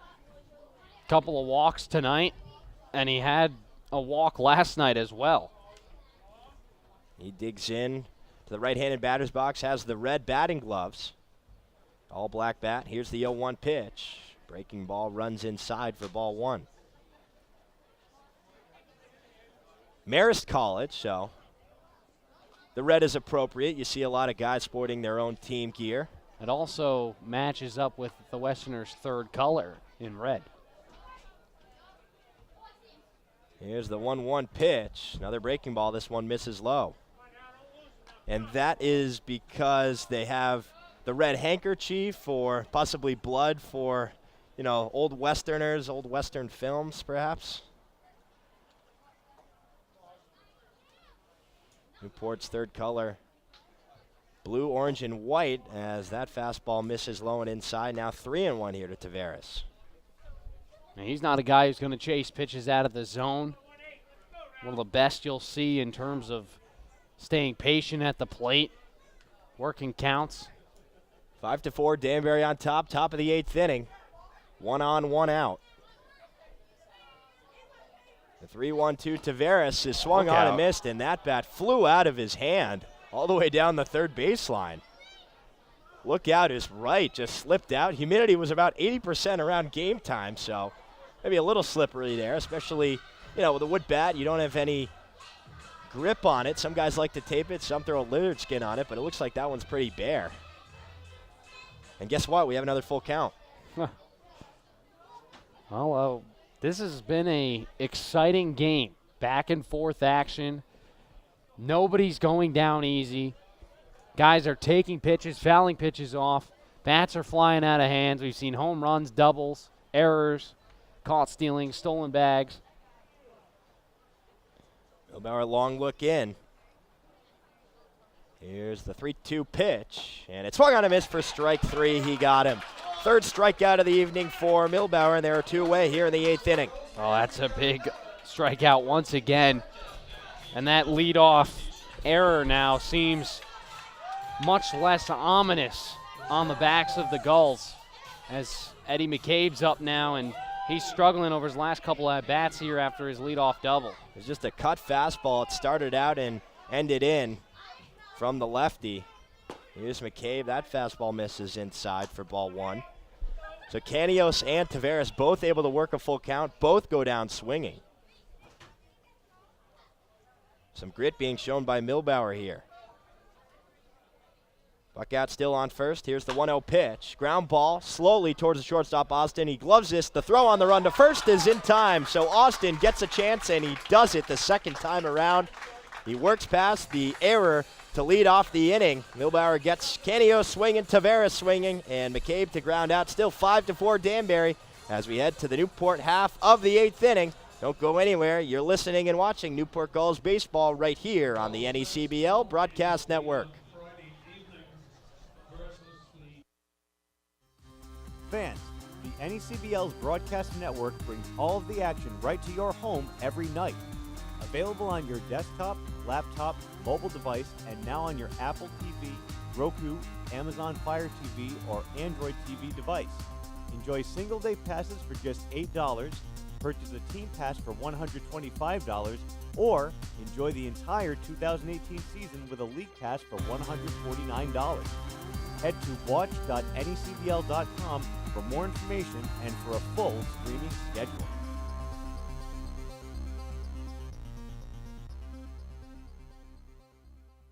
NCTV 18 Newport County, the World Wide Web, and on DVD. This is Newport Gulls Baseball on the NECBL Broadcast Network.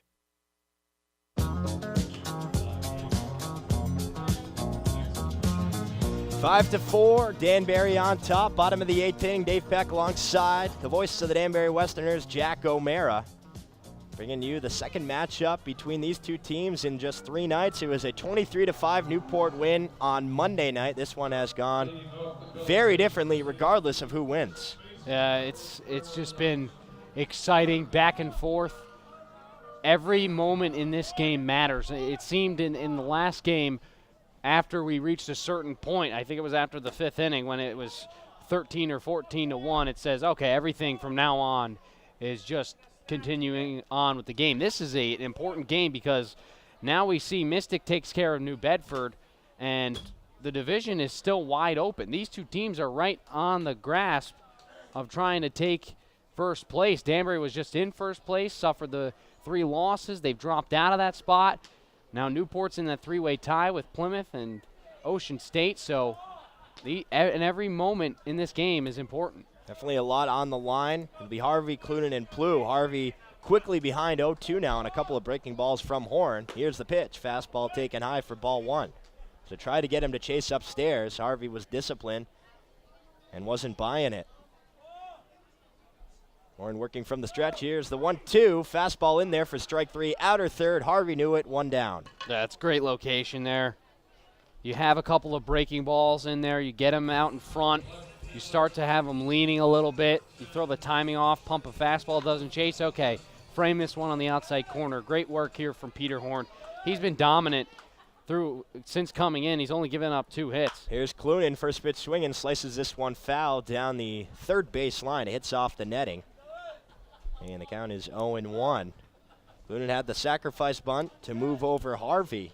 Harvey did not end up scoring in the second. Then he reached on the E3 from Combs and singled his last time up. 0-1 pitch. Fastball misses inside. 1 ball, 1 strike. That strikeout to Harvey was Horn's first K of the evening. 1-1, high fastball, 2 balls, 1 strike.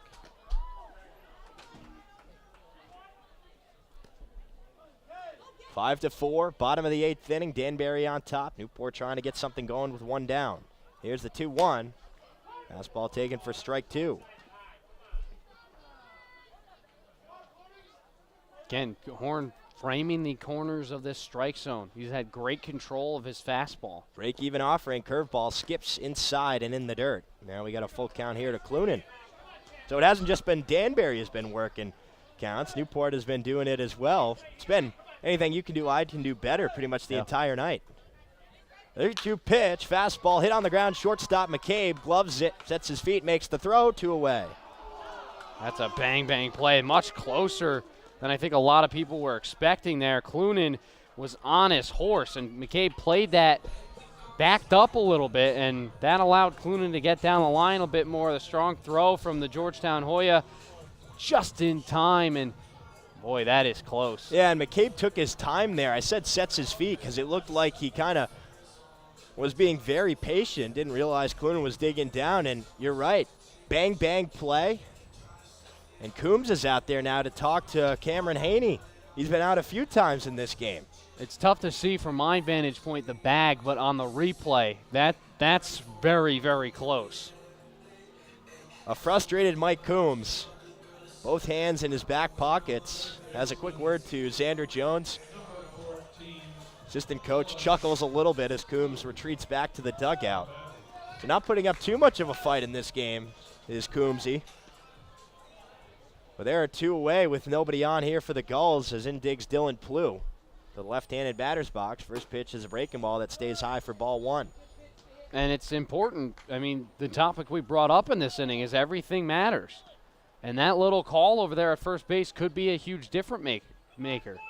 And it goes one way. 1-0 pitch, another breaking ball. This is inside as well. So 2-0 here to the Washington State Cougar. Blue singled in the second, had an RBI single in the fourth, and then flew out to Harbert in left field back in the sixth. 2-0 pitch. It's one fly ball, left field. Harbert going towards his left, back pedals a little bit and is able to make the play to retire the side. So Newport goes down 1-2-3 in the bottom of the 8th, still trailing 5-4. We'll head to the 9th right here on the NECBL Broadcast Network.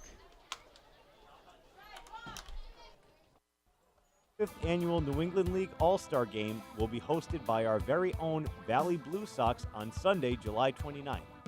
Join the NECBL's best as they take to the diamond in front of scouts from every MLB organization at McKenzie Stadium in Holyoke, Massachusetts.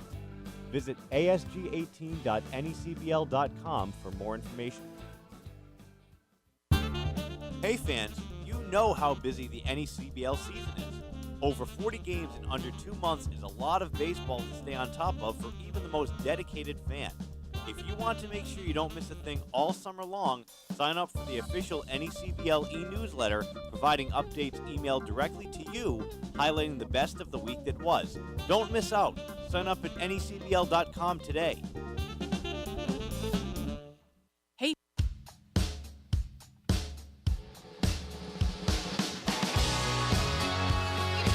Five to 4, Danbury on top. Anything you can do, I can do better. It's been that kind of game here between the Gulls and the Westerners, and we have a pitching change here, and it's the late inning arm who's been solid the entire season. Nate Ryder coming out to try and keep this thing close. Ryder 6'7", 245, rising senior at Bryant University. So far this season, 6 games, has not given up a run in 6 innings pitched, just 3 hits off him. He's walked 2 and struck out 9.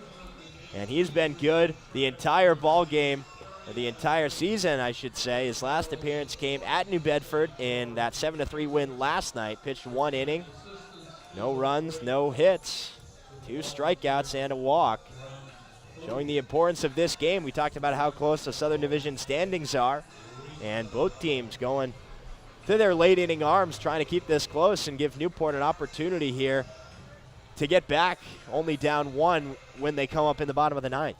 Yeah, it's a big inning, and this is the guy you want on the hill if you're Newport, because you know that his success this year will help you get to the 9th. But Peter Horn looks good, and my assumption is he won't be back out, but you never know with Josh Perro. It's been a tough couple of games for the Westerners bullpen. The only success story other than Horn tonight was Brian Rodriguez last night, who came in and pitched really well through 3 innings pitched, didn't give up a run.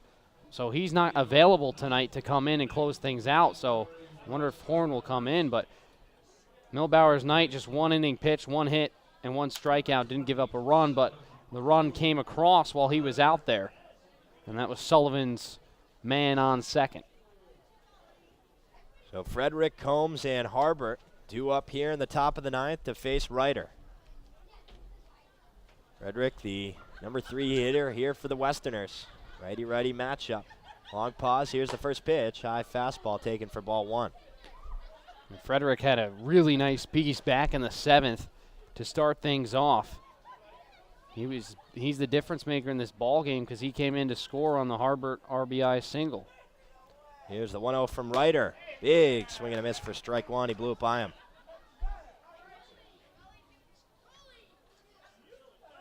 Milbauer was sharp. Did not give up a run, just 1 hit. Struck out 3. 1-1 offering, fastball low. Riders walked only 2 in 6 innings. Has 2 saves on the season. Here's the 2-1 pitch, and it's popped up right side and out of play. That'll even things up at 2-2 here to Frederick. Grounded out to Plew in the 1st, struck out swinging in the 3rd, had a single in the 5th, and that double in the 7th came around to score off the RBI single by Spencer Harbert. Ryder nods his head, gets the sign from Mazza. Sets the glove at the belt. Here's the 2-2 pitch, breaking ball off the plate, full count. Oh, great location there for Ryder. Off-speed pitch on the corner, just misses. He's featured a good power fastball. He's trying to work around Frederick, who's got a hot bat. You know that he can do damage. Here's the 3-2 pitch. Fastball powers him up, but he fouls this one towards the street down the right field line. Once again, another big fight from a Danbury Westerner hitter. Final attendance here at Cardines tonight, 1,517 fans on Tiverton Little League night. And a good amount still in attendance here to watch this nail-biter. As a 3-2 is swung on a miss for strike 3. He got him on the fastball. Out number 1 here in the 9th. First strikeout of the evening for Ryder. Oh, that's a great pitch right there. He just locates it perfectly right in the zone. Frederick's underneath the pitch a little bit, and we've seen that a couple times today too. How does the pitcher get out of that fight at bat? Blow a fastball right by him. So in steps Braden Combs. He is 1 for 4 with a single. That came back in the 3rd inning. Last 2 times he's flown out to Hogeson in center. That's from the left side. First pitch from Ryder. Swung on. Shallow pop fly in left field. And it's the 3rd baseman, Plew, is able to backpedal and make the catch for out number 2. That's a tough play to make if you're Plew, but he made it look really easy out there in shallow left field. He's got to find the foul line, spin a little bit, and fight the night sky and make the play while kind of turning. Nice play over there by Plew. So 2 up, 2 down, 5-4, top of the 9th. Danbury still on top. Ryder trying to make things a little easier on the offense. Still will be tough to plate 1 run. Here is Harbert. First pitch curveball catches the outer corner for strike 1. But some drama brewing here at Cardines Field.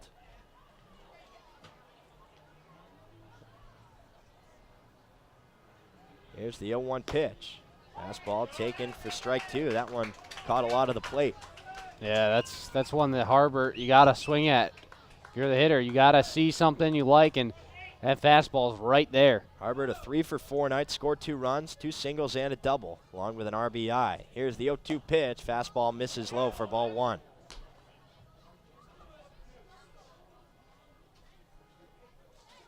So Ryder comes in, has not allowed a run yet in this season. Gets Frederick to strike out. It's Combs to pop out to Plew in shallow left field. Now ahead 1-2 on Harbert. Here's the pitch. Popped up, right field. Mangrum going back, now comes in on it and makes the play. Ryder gets the Westerners down 1-2-3 in the 9th. We'll head to the bottom of the 9th inning. Newport down 5-4. It'll be Mazza, Gethings, and Austin due up right after this.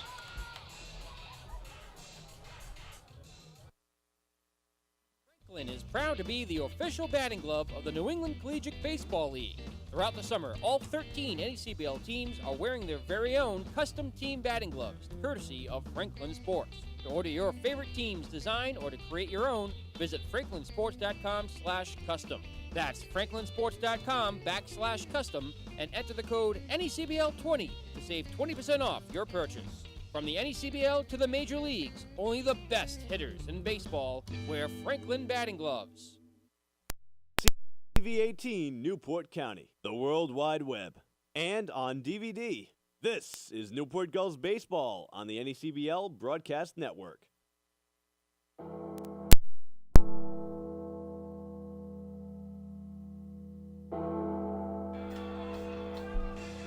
Bottom of the ninth inning. Danbury 5, Newport 4, 9:30 on the Eastern Seaboard. And we have a pinch hitter here for Newport. It's Zach Britton out of Louisville, and Britton has been swinging a hot bat so far, and he has been one of the most consistent, tied for 5th in the NECBL, batting .400 coming into this game. He had a 2 RBI double in yesterday's win over the Bay Sox, and they could use him here as he bats in the 9-hole and plays for John Mazza. First pitch from Horn is a fastball taken outside for ball 1. Well, on Monday he was 2 for 5. He also had a walk. 1-0, sliced down the left field line, but it's just foul as it rolls into the bullpen now, 1-1. 2 runs scored, RBI on his walk on Monday against Danbury. He's 12 for 30, 3 doubles, 4 RBI, 5 walks. He also has a stolen base. Horn comes to the set. Here's the 1-1 pitch. Breaking ball misses inside. 2 balls and 1 strike. And now Peter Horn is in inning technically number 4 full. He came in the 5th. And the most he's pitched all season long. 2-1 pitch. This one hammered into right field, and that'll get off the fence. Britton rounding first. He's trying to stretch it to a double. The throw is not in time. It's a leadoff double for Zach Britton.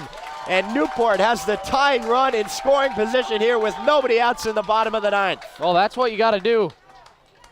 As a pinch hitter, it's tough to come off the bench when your team's down, but take a pitch out over the zone, belt high, and just drive it. He uses the high wall out there and is able to beat the throw. Heck of a play for Britton, and this is a big test for Peter Horn because the longest he's gone all season is an inning and a third. He did it twice against Plymouth and Ocean State. He's now gone 3 1/3 plus. Britton continues to stay hot. Here is Jack Gethings, the leadoff man, swinging a hot bat as well. First pitch from Horn, popped up foul over the backstop for strike 1.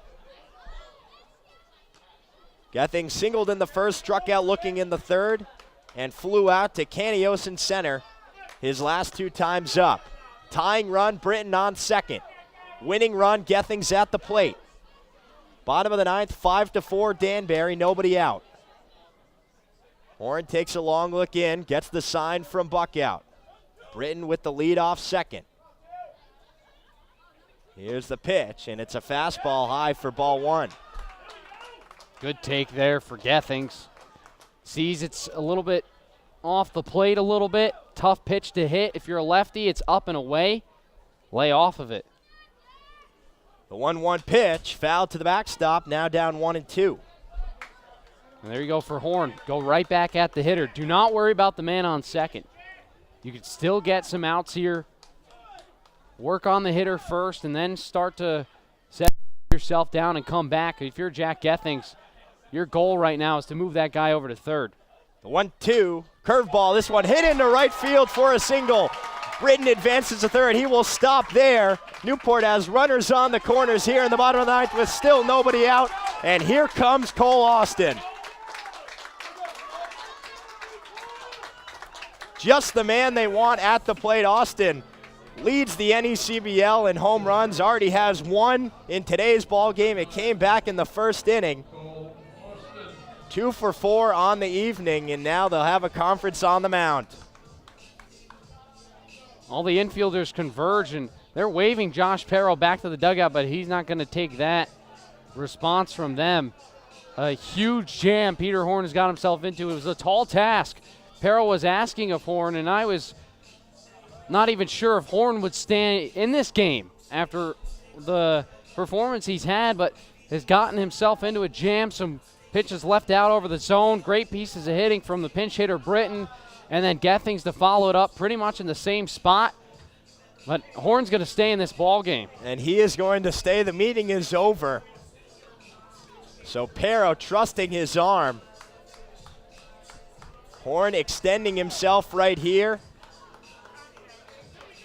So far, 3 1/3, and now he faces Cole Austin with Zach Britton on third, Jack Gethings on first. First pitch to Austin, big swing and a miss for strike one. Now Austin wanted to end that one right there. No ifs, ands, or buts. Why not? You're swinging a hot bat against a team that is having trouble retiring you. Stay aggressive. Here's the 0-1 pitch. Breaking ball hit deep to center field. Canios going back into the corner, looking up, and this one is gone. No, it's off the wall, but that will score. Britton stopping at third is Gethings. It was off halfway up the wall, but it's an RBI double there for Cole Austin, and Newport has tied it up still. Nobody out here in the ninth. And another pitch is left right out over the zone. I mean, Horn, he's leaving it too far up in the zone. And that's why these Newport hitters are able to get such good contact on it. You heard Mike Coombs talk about it in the pregame show. When guys are seeing the ball and the pitches are up in the zone, they're seeing the whole ball. And that's what's exactly happening right now. It was off the very top of the fence, right on that Pruitt Chiropractic banner. But Austin stands on second. The winning run, Gethings on third. Nobody out, 5-5, bottom of the ninth inning. And the infield is in here for the Westerners. Dalton Reed already with a solo home run in the game, trying to end this one in walk-off fashion. Horn gets the sign from Buckout. First pitch to Reed is a fastball that misses inside for ball one.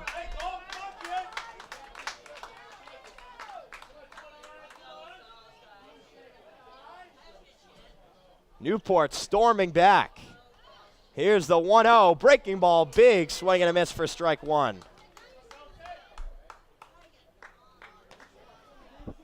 A deep fly ball should do it. Infield is in. Horn to the set. Here's the 1-1 pitch. Breaking ball, check swing. He went around, said Joe Gravina. And Reed is now down 1-2. Crowd on its feet here at Cardines. Those who stayed are watching quite the ball game here at Cardines Field. Outfield's way in. Here's the 1-2 pitch. Another breaking ball. That one's in there for strike three. So a big first out there for Peter Horn. Sits down Reed. And here comes Stevie Mangrum. Gethings still on third. Austin on second. One down. Tie ball game. Mangrum had the 2-run home run in the top of the 11th inning against Mystic to give Newport an 11-9 lead they would not let go of. And he's due. 0 for 4 tonight. No, you have the pop, and he's not even going to get a chance. And they're going to intentionally walk him and try and face Zach Hogeson, who's coming off the doubleheader in which he had 3 home runs and a total of 7 RBI. Trying to load up the bases and give themselves a chance for a double play ball or a force at any bag. As they complete the intentional walk to Mangrum, he takes off the elbow guard, trots down the first baseline.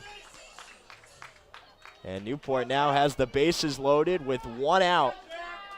All tied up at 5 here in the bottom of the 9th inning for Zach Hogeson. Well, these are the moments you live for.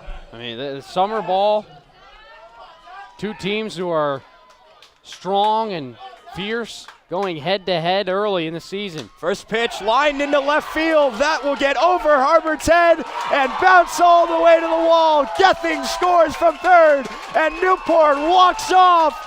7-5, your final score here from Cardines Field. and they mob Zach Hogeson there near second base. Newport improves to 7, 8, and 5 on the year. How about that? A walk-off win for the Gulls, their first of 2018. And they take 2 here from Danbury in just 3 days. What an ending to that one. Well, they earned it. They earned it because they continued to swing the bat. Their bullpen was really, really strong after they surrendered the run in the 7th. Milbauer came in, took care of business in the 8th. Ryder, strong 9th inning, and then the bats just stayed hot, and they stayed aggressive. They looked for pitches to hit. And obviously the decision of Josh Parrow to leave Peter Horn in for his 4th full inning of work might come back to haunt him. But Newport, a very, very well-earned win here at home. 2 now against Danbury on the season. 24 out of their last 31 against Danbury. They continue to just take care of business against the Westerners, and an outstanding couple of days for Zach Hogeson. Couple of doubles tonight, and then the RBI, the big one that ended the ball game to win it for Newport. Zach Hogeson, the hero in tonight's ball game. It bounced all the way to the fence, so the scoreboard says 7-5 final score for the Gulls. And they improved to 8-5 on the year, take sole possession of the first place spot in the Southern Division standings. It was a nice pitching performance by Augie Milbauer, along with Nate Ryder late in the game to keep it close. Neither of them let up a run. But in the end, the Newport offense comes through, and it started with the pinch hit double by Zach Britton to get on second, then Gethings with the single, Austin with the RBI double that was off the very top of the wall out there in center field. Reed struck out looking, Mangrum walked, and Zach Hogeson with a double of his own. Harbert was playing in, and that is all he needed to lift the Gulls past the Westerners. They fly high here tonight at Cardines Field. We'll have the full post-game report when we come back. What a game here at Cardines Field. Hey fans, you know how busy the NECBL season is. Over 40 games in under 2 months is a lot of baseball to stay on top of for even the most dedicated fan. If you want to make sure you don't miss a thing all summer long, sign up for the official NECBL e-newsletter, providing updates emailed directly to you, highlighting the best of the week that was. Don't miss out. Sign up at necbl.com today. The latest stats, scores, highlights, and player of the game interviews. Tune in after the final pitch of every home game for all of the analysis you need, and listen in live for our exclusive interview with the Newport Gulls player of the game. Only on the Newport Gulls postgame report on the NECBL Broadcast Network. Stay tuned for the Newport Gulls postgame report. Next on the NECBL Broadcast Network.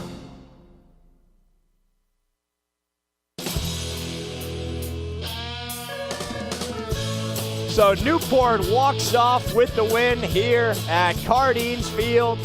Final score from the city by the sea. Newport 6, Danbury 5. They only needed 1, and it was off the RBI double from Zach Hogeson. What a game he had, a couple of doubles before that one, and he's able to put it all the way to the fence, ending the night 3 for 5 with 3 doubles, the RBI, and the run scored. And Jack, we've had a couple of wild ones. The first one, 23-5. This one, back and forth affair. You knew it was going to be close. You go 5-4 into the bottom of the 9th. The leadoff double from Britton. And then you have Gethings and Austin up, and you say, uh-oh, these are exactly the guys that have been doing it all season for Newport. And they did it again. It was the same story on a different night for them. They continue to produce when they need to. It's been an outstanding season for those guys at the plate, and it started on Monday. It continues to roll through here in Newport's catching a hot streak. And they are, and they're going to start to look even better. Pitching starting to catch on. You give a lot of credit to Madison today. Gave up 3 runs in 5 innings pitched. He had a heck of a performance on the mound, over 100 pitches thrown, and it's a back-and-forth game all the way through, and Newport finally takes care of business. And I think that question of whether or not Peter Horn into that 9th inning, obviously I get why Josh Perro says, okay, I'm going to let my guy, my second-year guy who's a leader on this team, who's a stand-up guy in the back end of the bullpen. I understand why he made the decision, but that's a tough one to make, and it'll come back to bite him.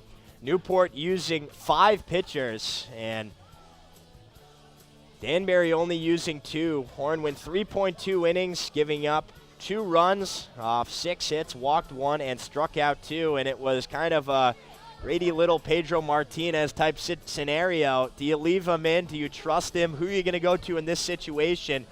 Probably it's easy to look back, but you don't let him even come out for the 9th because he's facing the top of the lineup and have a fresh arm in there, but you can only say that ex post facto as Newport wins this one 6-5.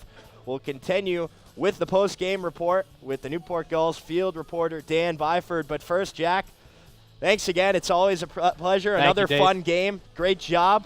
And we will see you back here before we finish out the Westerners Gulls 6-game series this season with 3 straight in Danbury. But thank you so much. It was a lot of fun. Thanks, Dave. Appreciate it. For the rest of the postgame, we'll send things over to Dan Byford. Dan?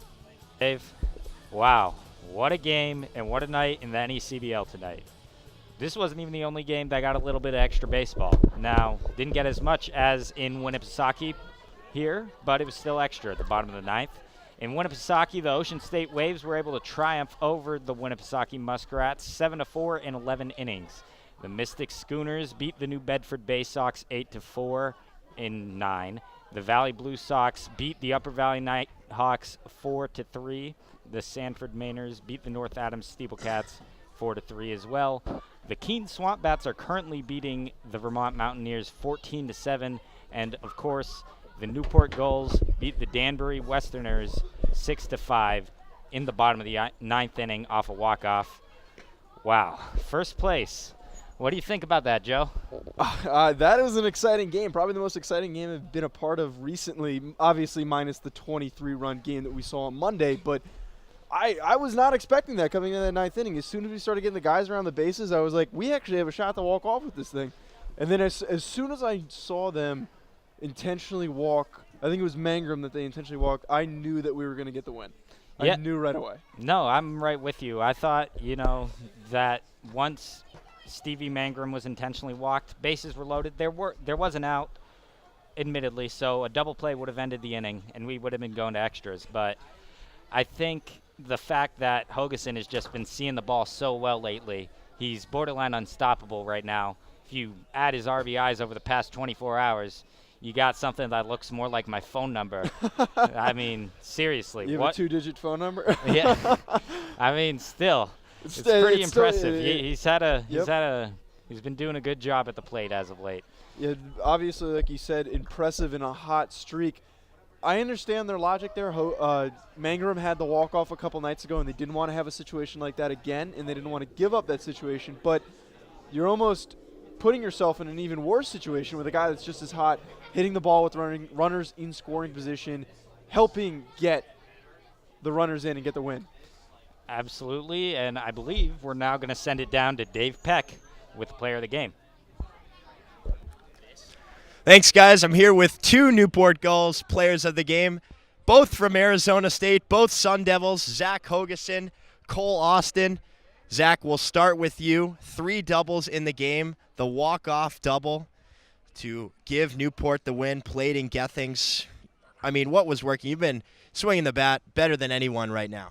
I'm just trying to see some good pitches up, get barrels to it, and shorten up, make sure I'm staying short through the ball, and it's working out really well right now. Is it fun playing with your teammate Cole and to have this duo be right here in Newport when you guys go back to Arizona? Yeah, it's fun.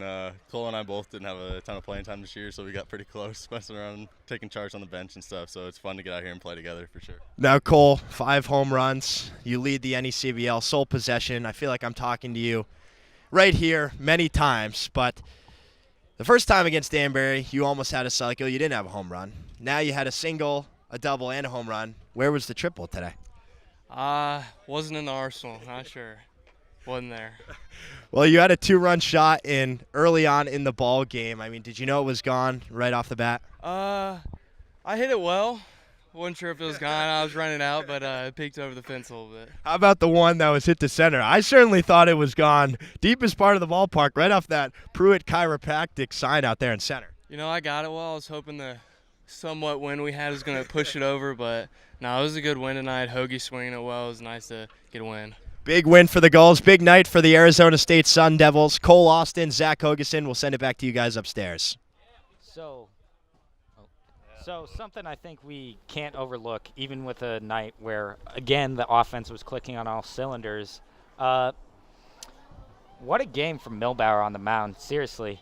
He took an offense that had been active all game, and he prevented them from being able to put it away. And I think that's huge. Same thing with Ryder. Both of them did a great job. Yeah, I agree with you on that. The pitching was very underrated in today's game. Sorry to cut you off, Joe, but No we're going to worries. send it down to Dave once more. Thanks, guys. Newport wins this one in walk-off fashion. Final score of 6-5 thanks to Zach Hogeson in the bottom of the 9th inning. The Gulls improve to 8-5 and take sole possession of first place in the Southern Division standings. They'll next be in action tomorrow when they head to Ocean State for another Southern Division matchup, and then they'll face a Northern Division team on Friday back here at Cardines Field against the Winnipesaukee Muskrats. We'd like to thank everybody a part of this broadcast this evening. Our executive producer, Tom Lima, our producer, Shannon Carlson, our audio technician, Joe DeLeon, our on-site engineer, R.M. Layton, our production assistant, Tess Rote, our statistician is Andre Olivier. Of course, Dan Byford, our field reporter in the booth. And for the voice of the Danbury Westerners, Jack O'Mara, I'm Dave Peck. So long and farewell from the city by the sea.